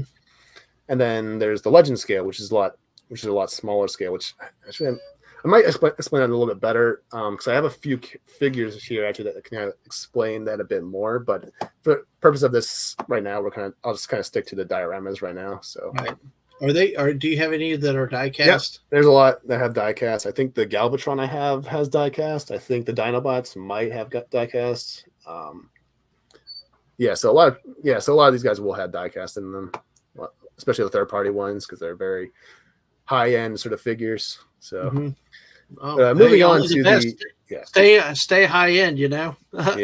It's like nowadays it's like because I see the Legend scale Transformers that are making that they're like little small like ones, but they're like just as like detailed and just as articulate and presentable as like a masterpiece, like a big masterpiece Transformer. And so it's just like I'm just looking at those because those things are blowing up. Those things are becoming really, really popular. Like, and so I'm just like, fuck, man, I probably got because it's very unlikely we'll get every character in the franchise with masterpiece, but with Legends, there's more of a chance to get everybody. So I'm just like, man, and not just that, it would make it for a better display because you can have more and more characters on a shelf, and then you can save a lot of space on a bookshelf. But but any case, so this the shelf right below Prime is containing the season 1 Autobots. Aside from Drift in the middle, on the green platform, that's actually an IDW character, but I don't have a Trailbreaker, and that's where Trailbreaker is supposed to go once I have him in the collection. But for now, he's just still in space until. Okay, that's on the which shelf are we? Where the first, blue, second, the one, okay, the second shelf, that's and this one is kind of So this shelf is based on the very first episode in which the Autobots are saving the humans from the exploding oil rig that Megatron blew up, and so I kind of. Because this shelf, I had to be very careful with how I displayed the figures because it was a very tight spot. Because like the thing with this, it's like all these characters are very, very small. Like they're very, very small on a shelf. So I had to find a way to kind of prop them up a bit. And so what I did was I was like, you know what? Let's just take make some little platforms like from like a destroyed oil rig and kind of just like prop them up. And that kind of filled out that space a little bit in the corners there. And that would kind of help balance in the middle, which I intend to have a slightly bigger bot in the middle there, which is Trailbreaker. He's kind of like about the same height as, well, he's about a head shorter than Prime. So that's how big he'd kind of be. He's going to fill that space once I add him to the collection. But yeah, so like I kind of use the cartoon as well as kind of just like, aesthetics to kind of figure out sort of where to place everything on the shelf. So there's a lot of thought put into it.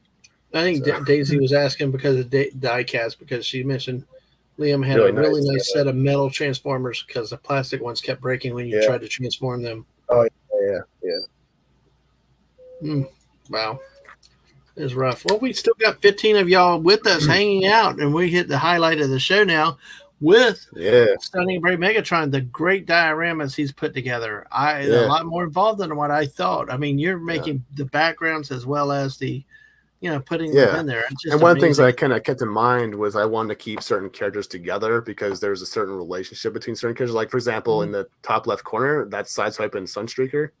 Those two are kind of considered the twins, the brothers of the team, because they both turned into Lamborghinis and stuff. Okay. And so I wanted to keep them on the shelf together as well as like Hound and Mirage, because Hound and Mirage are kind of buddies in the cartoon. So I kind of want to have them together. And if you go back to the top shelf real quick, okay, I actually have the 3 like top lieutenants of the Autobot army or ones that are kind of like underneath Prime. We have Ironhide, the red one, then you have Jazz and Prowl, like 2 right in front of him. I made a very conscious decision to have those 3 all together because they were all Prime sort of go-to lieutenants whenever he needed like advice or whatever. And then to the left, you kind of see Ratchet and Wheeljack in the back. You can't really see them too much, but they're kind of covered up. But they're the 2 medics of the team. They're the 2 scientists. So I kind of had them together. So there's a conscious decision to have like characters, who have a certain relationship with one another, or if the location itself was very important to them, which we'll kind of get to when we get to the third shelf down, because there's a character that shelf is mainly meant for, because well, the way that character sort of interacted with that environment in the cartoon. So all right, well, okay. Well, then we are at 1. We're at the second, and so we got the second and the third together. So yeah, I just think it's amazing. What's really striking me too is not only I know you bought some parts of it, but the fact that you're theming the Transformers with scenes from actual events and taking that kind of detail and then grouping them by relationships within the series. It's really fascinating. Yeah, that's actually kind of very much inspired. That's very much indicative of the third shelf, because in that episode, a vast majority of all these characters on the shelf were all in the same episode that this sort of location is based on, the Golden Lagoon episode, and the main character of that episode was obviously Beachcomber, who's kind of an Autobot who's, I think he's like a geologist or something like that. He turned into like a little dune buggy. And he was kind of an Autobot who didn't want to fight. He didn't want to mess with people. He admired nature and stuff like that. And so I wanted to have him definitely on this shelf. Mm-hmm. And in that episode, you also had characters like Power Glide in there, who's the little plane right next to Perceptor, who's the guy in the middle. And I think Warpath was in the episode. So I made a conscious decision to have like characters that were actually in that episode be on this shelf. And I also have, obviously, this shelf is not fully complete yet because I still need to get a hoist and a sea spray. And so in the right corner, and in the cartoon, Hoist and Grapple, the yellow guy on the left, that's Grapple, and they were kind of, him and Hoist were kind of buddies as well, because they're both the Autobot engineers. And so I want to have Hoist on this shelf as well. So in the far right corner though, because if I had like Hoist on the left side with him with the Grapple, it would kind of just like throw off the placement of the figures. Like they would kind of just throw everything off it if you had just like two big guys on the left and then just had like a bunch of little guys on the right, you know. Oh yeah, I kind of still want to visually with some balance, but still just amazing how you put into it and all that. And I mean, like you said, they're there, but there is balance in the top two. I mean, they're spread out there. They're kind of even there, 2 and 2, 3 of 1. So you got to have the balance in there. Yeah, what's not really properly balanced is the bottom shelf, but that's because of the lack of. Well, we'll get to it when we get to that, but okay, all right. Kind of covers. So we're still on the third shelf right here. So we can move on now. Okay, we got the fourth and fifth. Third one, fourth one. So okay, so the fifth one on the bottom, or on the second one to the bottom. Was the Tokyo diorama I did, which was based on the episode Krenzik, which is where Megatron kind of created this little creature that was kind of electrical based. Like it was a kind of like a little energy based kind of creature that was kind of basically just designed to kind of annoy the Autobots in order for Megatron to kind of continue his own like little schemes. And there's a part in the episode where the little creature ends up in Tokyo because he's able to go through TV electricity or whatever. It was a weird episode. It was a weird ass episode, but he basically makes his way to Tokyo. So Optimus, Bumblebee, because that little Krenzik was actually really, really damaging to the Autobots. Like he actually kind of did a lot of damage to them. And so there's only a couple Autobots left. So it was just Prime, Bumblebee, Inferno, and Blaster who are left. But for this shelf, because this is kind of finishing out the season 2 cast, because like I said, I want to kind of keep the season, like the characters from their season when they first debuted in the seasons together. So I have the first 2 shelves are all season 1, and the third shelf is season 2, and then well for the movie shelf I wanted to have that one a bit more centered, a bit more in the middle because it's the movie shelf. But then below that one is all season 2, the rest of season 2 characters. So and so I wanted to have. Now, obviously, I don't have all the characters I want on this shelf in particular. Like Windblade's there for no reason because I have no one else to put there, and it kind of fills that space. So, because Windblade's an IDW character, which actually there's such a really cool story behind her creation because she was actually a fan created character actually. Because really, yeah. So hold on. So like Hasbro put up a poll where they basically made fans kind of create the character, where they kind of like would have certain character traits, like whether the character should be female, whether the character should be a jet, or what have you, like all the characteristics of a Transformer. They kind of put that all into like a poll for which the fans could vote, and that's what kind of birthed this character of Windblade here in the bottom right corner, like right in the not right bottom right corner, but the one in the middle, sort of the female one. Okay. So, Yeah, it's still just so amazing, Yeah. dude. Is it really all the knowledge in it? I think I could see from the angle a little bit of the Tokyo in the background in the corner. You know. It's hard to see because of the picture, but this is probably my favorite one, honestly, because of all the detail I put into it. Oh, you know what? I can see your disappointment. Let me say hello to Gap After Dark. Welcome. Good to see you here tonight with us.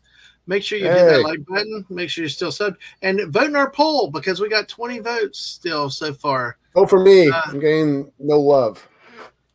No, wow. Somebody, 2 more votes. Hey, some people voted for you up to 14%. You're almost tied with Bumblebee.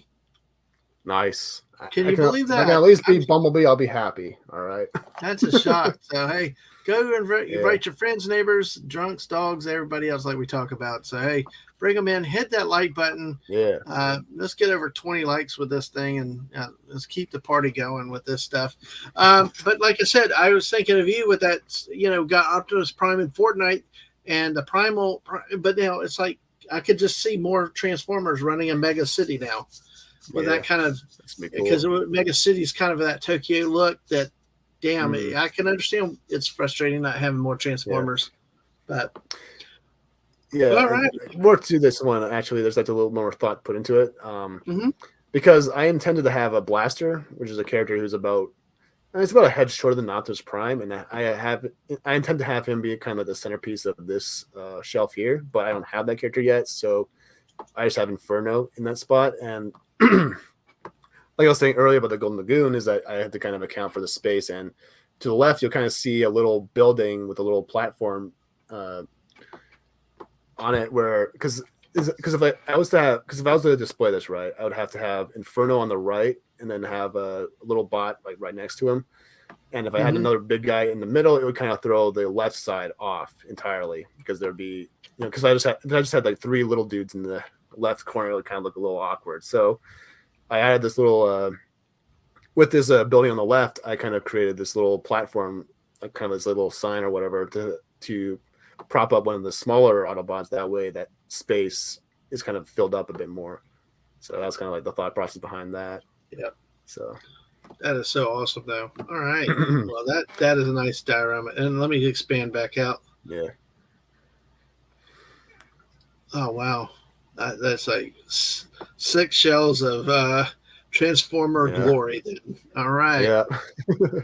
And the very bottom shelf, there's like just the one last one. All right.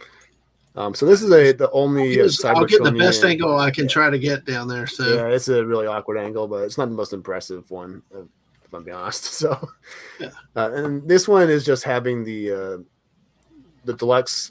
Now this is the Fembot shelf. This is the female Autobots I was talking about earlier. They were the ones in I think it's called the Search of Alpha Trion episode. And that's where we kind of found out that there were, because until that point, we didn't really know that there were female Transformers up until this episode, where they kind of showed off that there was one that was kind of a commander, which was named Alita 1, who's the one in the middle. And then you have 2 subordinates, which one's taking a nap for some reason. I don't know why she's taking a nap there for, but whatever. And then so and we kind of found out that in the episode that she and Prime had a little bit of a romantic sort of history, not in the same way humans have romantic interests or whatever,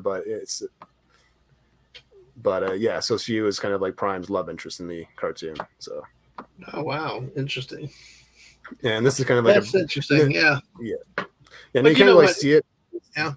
It's kind of hidden by the shelf above, but this is based on the cartoon. It's the Iacon City with the little arc dome in the back, the one that kind of because that's where the Autobots Ark, the Ark, kind of resides, which you can't really see in this sort of image right here. But that's where the idea for this came from, because in the episode where we are introduced to these characters, they were kind of tasked with staying on Earth, or rather, they were kind of left behind on Cybertron because right before the Autobots left, because Optimus thought they were killed, and so that's kind of like the thought process behind this display here.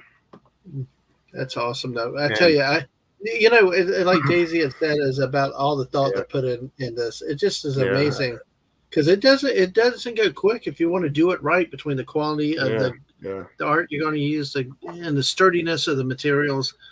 To pick out scenes for direct purpose and be able to balance the characters. I mean, get enough characters in each one that makes sense and character interaction. This is truly stunning.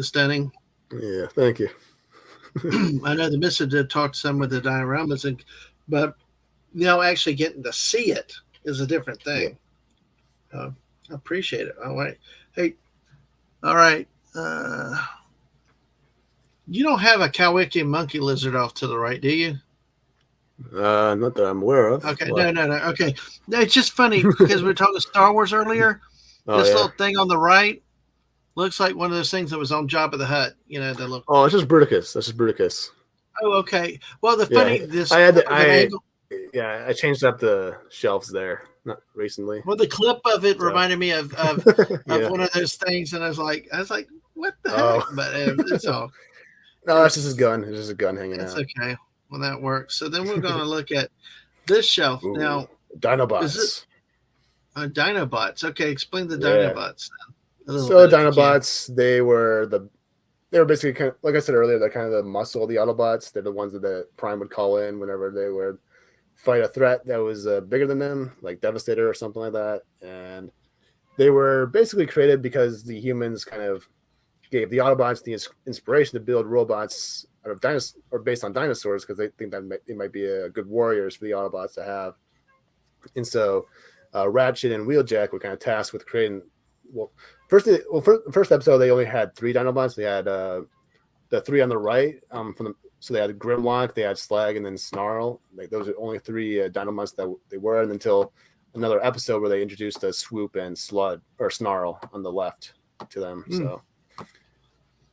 That is just amazing. And they're really cool characters because they're Dinobots or dinosaurs, they're robots, and they're also rebellious. So like they would always kind of they didn't always like follow Prime's orders. There's actually an episode where Megatron, because the Dinobots are not very smart. They're very simple-minded, like dinosaurs are. And so Megatron was able to manipulate them and turn them against the Autobots at one point.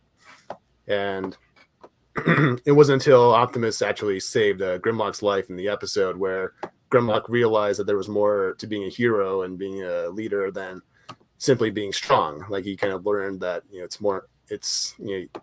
about being brave and protecting your own and all that and whatnot, and having honor and all that.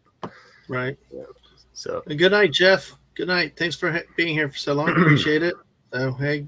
And Daisy's like, me, Grimlock. Me, Grimlock, love challenge. There. That's the best I can do right now.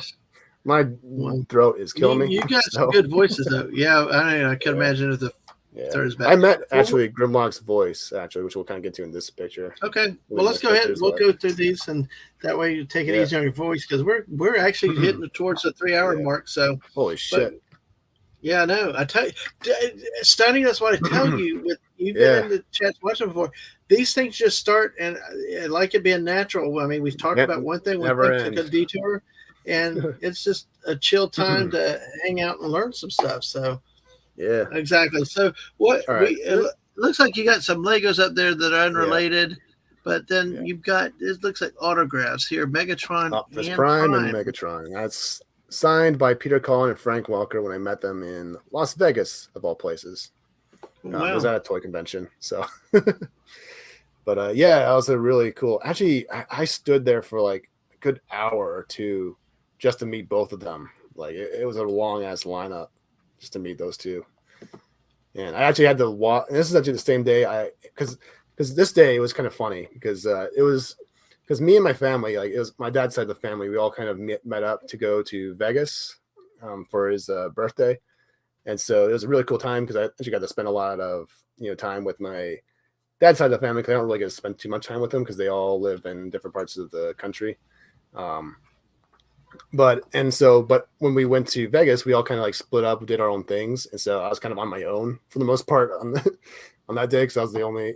And so I ended up now, and I also so I was staying at the Mirage Hotel, and then I had to walk all the way down to the Westgate Hotel because that's where the convention was held. And then right after that, I had to go down to the I'm not too sure you know it, but the Neon Light Museum or something like that. It was like a little museum, like right past Fremont Street. Yeah, I remember Fremont Street. Fremont Street was a place I didn't have all the overhead lights forever. Yeah. Okay, I've only been to Vegas in '98, so my knowledge is very dated. Yeah, but I remember the lights. Yeah, and so the funny thing about that story was that because I was like really, really tired after the convention. Like I was like really sore. I didn't want to think about anything. And so I was just like, all right, I gotta make my way all the way down from the Neon Museum or from the convention all the way down to the museum. Now, a sane person would have called a cab, but evidently I'm not sane at all. So I decided to just walk that distance. Oh, look, Daisy, before you even said it. Before you even said it. Yes. I decided, you know what? I'm just gonna walk it, so like that was like a good 4-mile walk right after, and that's like after standing for like 2 hours straight. So it's in the lineup. So yeah, my my legs were really fucking sore that whole day. So yeah, it's crazy. Which I mean, honestly, in retrospect, I probably could have just like gone back to my hotel, just like waited. But yeah, I was in my right. I was in a really weird fog. I was just like so tired and so like, just like I was like, oh, fuck it, I'll just walk it all. I'll just walk. Hey, it's a weird. It was weird because it's like I've never been to the city before. It's just like so. It's like I could probably get shanked or something. I don't know. It's like I don't know these people. It's like I don't know what I'm doing. But you may only get there once. So sometimes you don't want to just go to bed. There are times about I'll just meet up with them. There's times about Yellowstone. I wish I hadn't gone to bed. I mean, it's like I would have liked to walk outside in the dark, but the missus kept telling me there's wild animals out there. So driving was hard. But it's because I like some places you go. It's like I don't want to go. I like it when we were in Vegas. We did very little sleeping. We were usually out in the casinos or doing something, going somewhere. But hey. You can sleep when you get home or after a 24-hour stream. Yeah.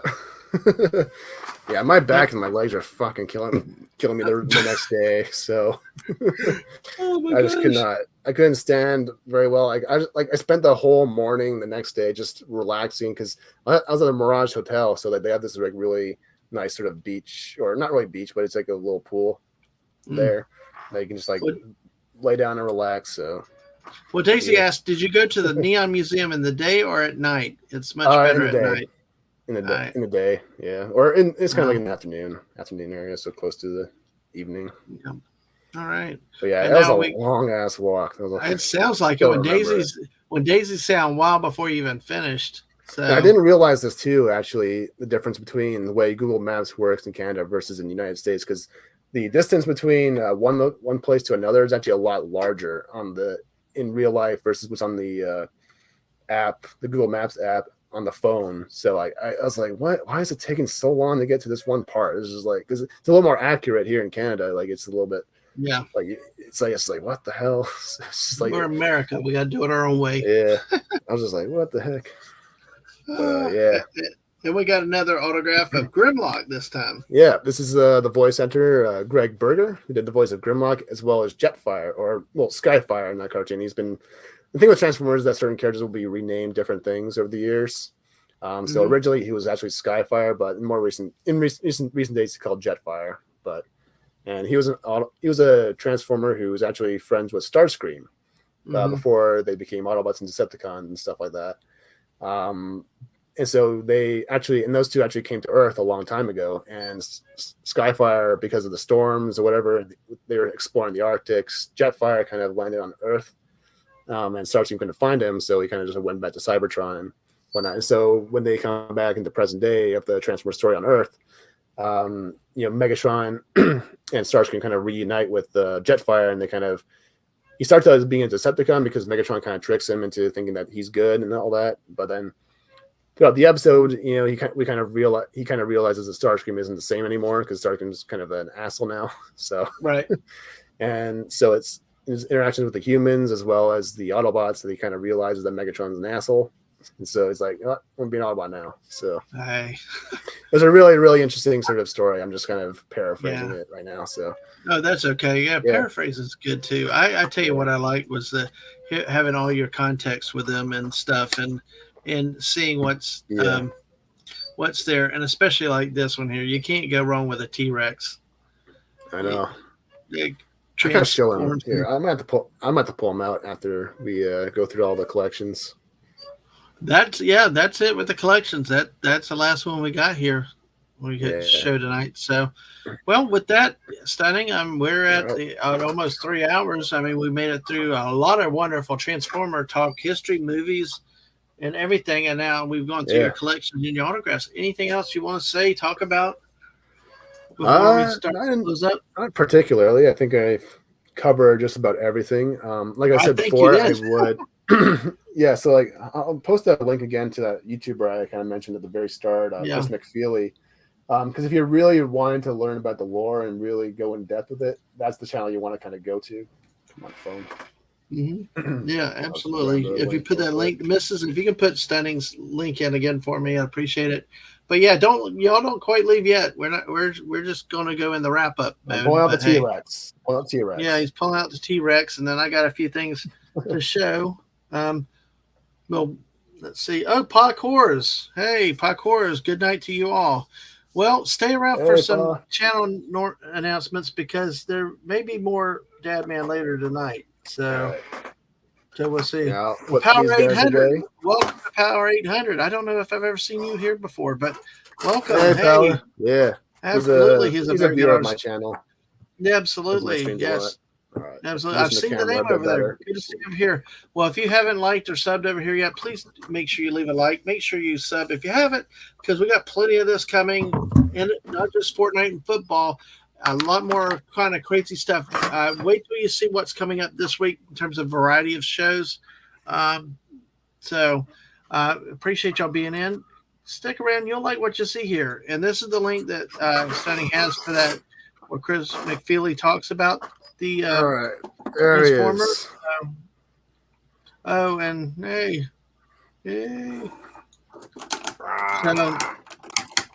Exactly. And here, like the Mrs. Punch, subscribe to Stunning and Brave's channel and show him some love. Yay, there's the link. Yeah, I'll put him better. And here we go.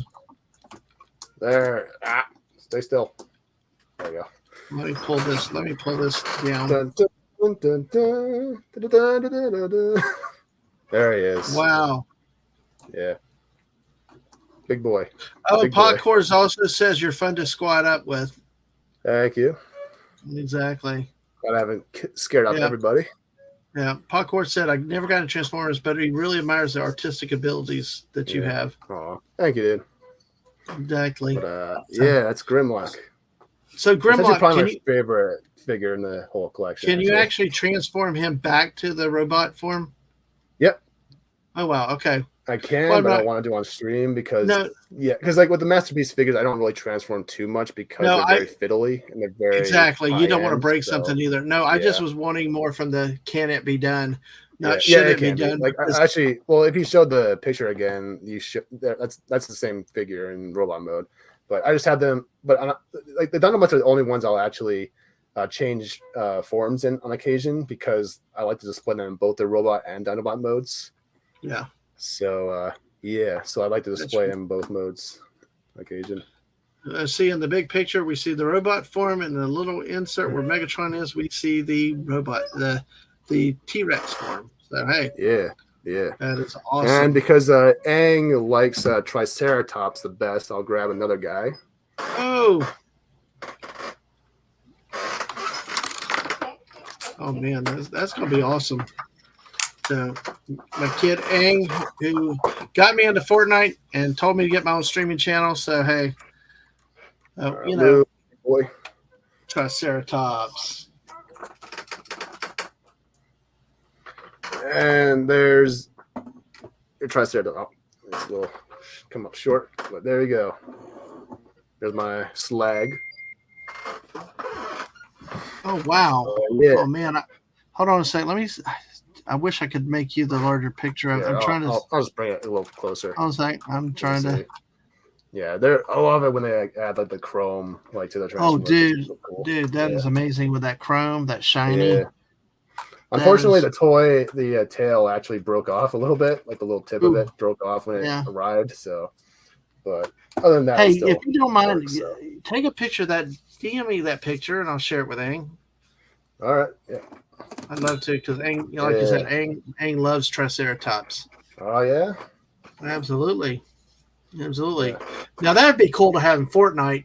You just transform into a Triceratops and run somebody's ass over in the wild. How about that? Yeah, you actually got to play as the other Dinobots too in the Fall of Cybertron game when you got to play multiplayer, which is also really cool. You got to play as a pterodactyl and all that.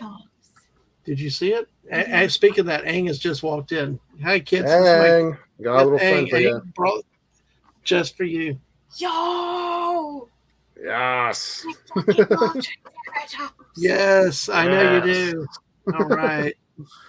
Oh, so cool. There he is. Yes, and Mrs. Filtered it. Yes, I love Triceratops and Daisy. Triceratops are so cool. All right. Yes, hey, that'd be cool as a dinosaur in the game. Now that I think about it, where it could especially in the wild, attack people, it could stab people with them. Especially in the wild, since it's so overforested, you can't see a damn thing. It'd be cool. We got the Velociraptors, but why couldn't we have a? It's good. Good offense. Exactly. So, and Daisy said hi, Ang. So hey, and Podcore said hi, Ang. Oh, streaming around here is a family affair. We've got a small house, and you can hear stuff. It's just crazy, and then you never know when you get invaded. But hey, it's awesome and love it. Ang's great, talented, and But hey, tonight the focus has been Transformers and this wonderful guy, Stunning and Brave Megatron. Yeah, dude, I learned a lot about you tonight that I did not know before. There's a lot I really appreciate about the way we see with movies and stuff, and. I appreciate the background, the history of a lot of this stuff, and I know that we were only scratching the surface. I know there's so much more. Yeah, there's a lot more that's out there. So that's why I kind of will always kind of mention on my streams Chris McFeely, because he does a really good job of kind of making it very simple to understand all the different concepts of the franchise over the years. Mm-hmm. So I always kind of a great community, a wonderful fun ones. Absolutely. Stunning. If you don't mind, can you throw that chat, though, the link to that one where Peter Cullen talked about why he did it? I think that's when we did it. Hell, Rod Thunderheart. Before I do that, I just want to put a link in the chat because I think there might be some people who want to know where I buy some of my Transformers figures. Let's grab a quick link. Okay, so there's a website called Shozy Store where I buy a lot of my Transformers figures. You can find a lot of and they're actually you get pretty decent deals because a lot of these guys get really expensive. So there's a lot of. You've mentioned Show Stores a few times, yeah. Yeah, Shozy Store, and I also buy a lot from eBay. So maybe one day I'll go in depth in my collection and kind of talk about which figures, because a lot of these are third party companies. It's from a company called Fans Toys. Mm-hmm. So. It's also one, so maybe I'll do a stream or something like that, talking about my figures and just informing people where I got them, which companies, and all that. Absolutely, and I know Daisy thanks you for the store info, but I tell you what, the people like seeing collections and stuff like that. They really, really do. So, but yeah, absolutely. And let me say hello again to the great Rod Thunderheart, truck driver of the North up in Canada. Hope the roads are going for you and that's not too smoky. I've been seeing more smoke up there. Is that back again? Stunning? Not where I'm at. Not where you're at. Okay. I'm aware of. All right. Well, that's cool. And hey, gone in my area. So. Well, good. Better late than never, Rod, because you can always go watch the replay. Make sure you hit like, you share it with your friends, and have them subscribe and all that stuff. Because we are at 335 subs tonight. Coming in tonight after the great 24-hour stream where Stunning and Brave went the whole team effort with us to, well, he came in, did a few things, but, and our friend Lisa, who's been out in the chat, stayed the 24 hours. So go back and watch 3 different clips we had of that. But hey, and you could hear Stunning's great voice working again. Stunning, thank you for being here. And I look forward to having you again and more Fortnite stuff. And stay with me just a moment. I'm going to do a few quick channel announcements for everybody. Ooh. This would be a big week here. Of course, join us tomorrow and Tuesday night at 8 p.m. Eastern for Detour with the Dad Mans, where the missus and I are really going to start getting to a big part of the trip. This part of the trip, Monday night, tomorrow night, we'll deal with South Dakota. The road from where we were going to see our stay in Custer, South Dakota, where the missus and I did a wonderful 30-minute video, had a great reception with painted bison statues in the town. It was a lovely evening that we had out there. Go check that video out. But we also we did a number of things. We did Devil's Tower. We did there were a number of different things that we did that day to go look at on this adventure. We did the Custer State Park with the great Eagle Rider, a streamer on YouTube. If you don't know, Rosetta actually gave us a tour of up there in Custer State Park and even over into Crazy Horse. And she showed us around. Crazy Horse. Yeah, exactly. Well, Crazy Horse, I tell you what, come look at the food tomorrow night. If you want to see some great food, we will show you some great food. And Tuesday night, though, the Miss and I will spend the whole night on Yellowstone itself. There will be videos on some of these, so come join us on Monday and Tuesday. Really.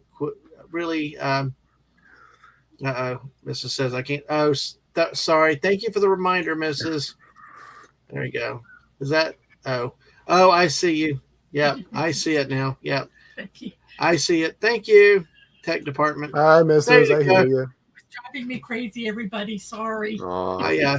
Like I said, it's a family affair around here, and like Daisy said up there, she appreciates the channel being a family affair. Yes, exactly. I definitely would not be able to stay on the air without the missus and angst that apparent drive-bys. And the painted bison statues are amazing. Yes, they were. So join us for that. Yes, Daisy had a geyser. There's a Daisy geyser. There's also Castle. There's a Castle geyser in Yellowstone. Exactly. So Castle geyser was going to go off on Friday. Damn. So I'm sure he went off on Friday at that point. Maybe every Friday, but Castle, if you're still there. Shout outs to you guys. So, hey, join us Monday and Tuesday night at 8 for that.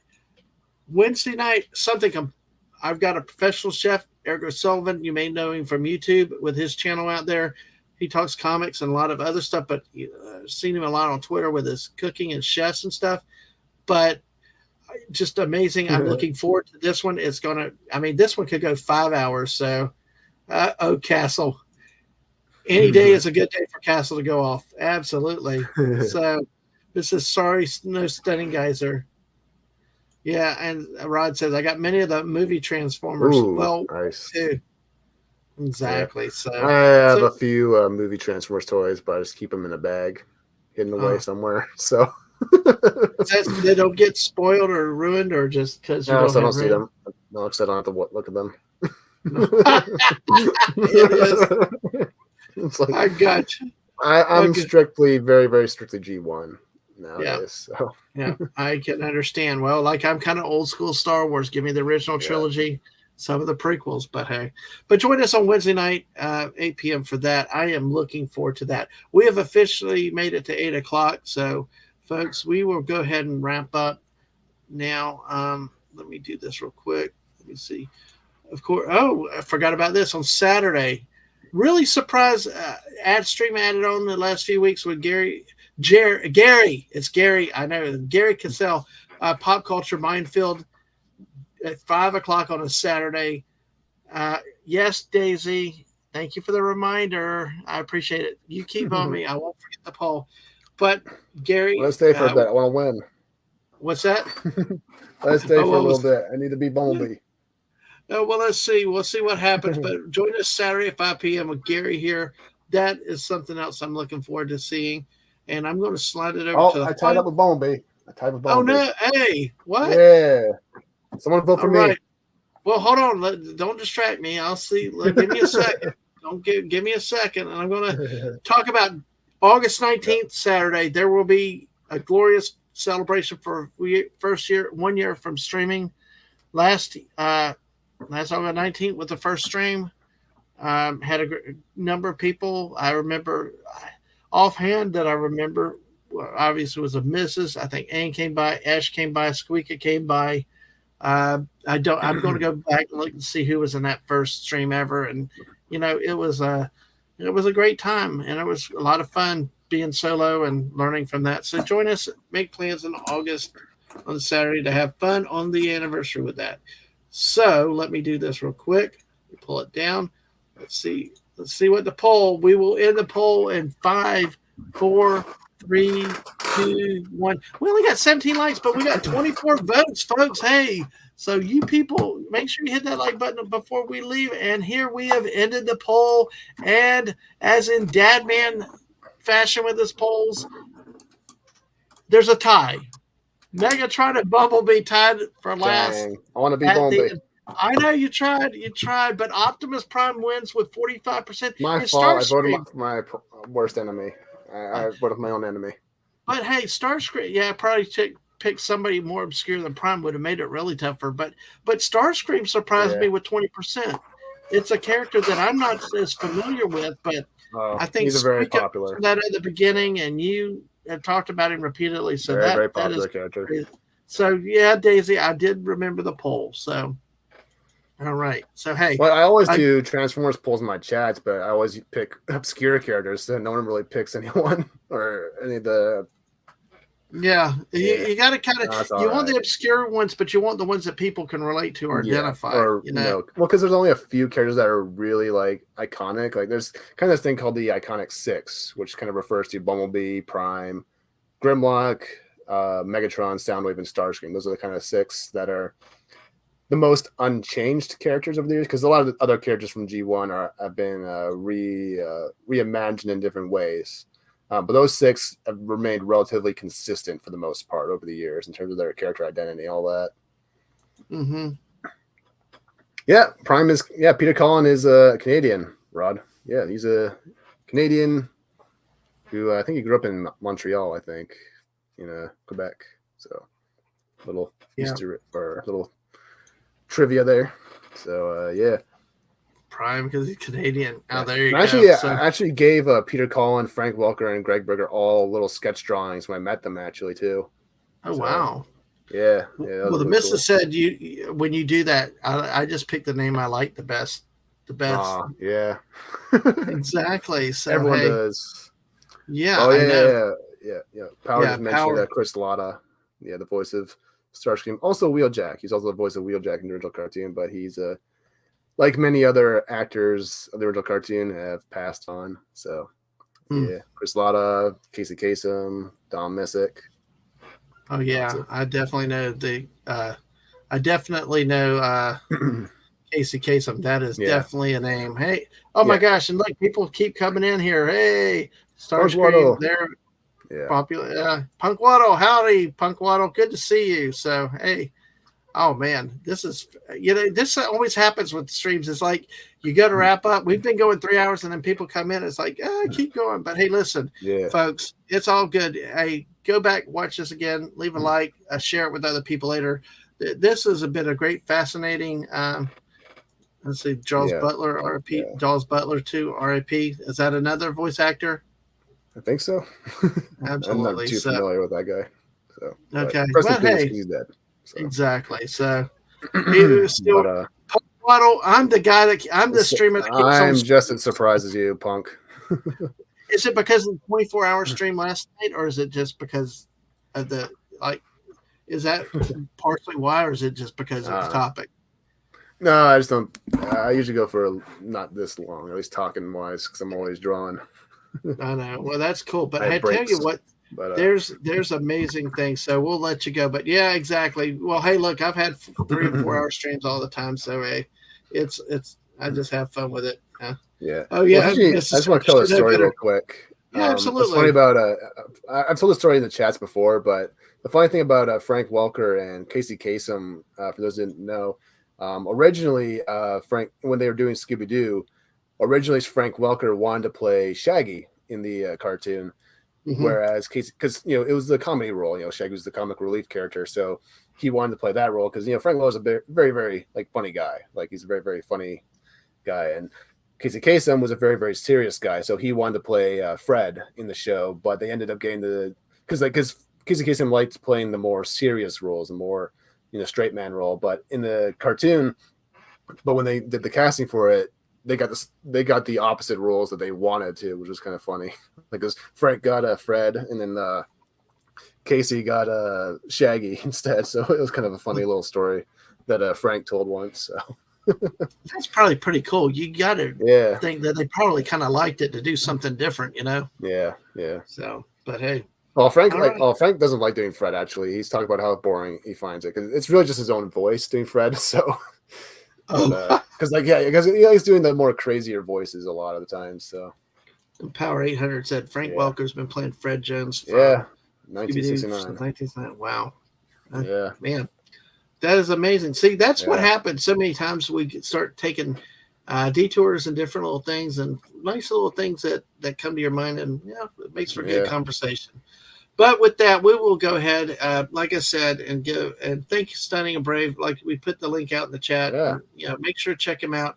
Make plans next month, August 19th, 7 p.m. to celebrate 1 year. You'll see Stunning, I'm sure, and a bunch of other.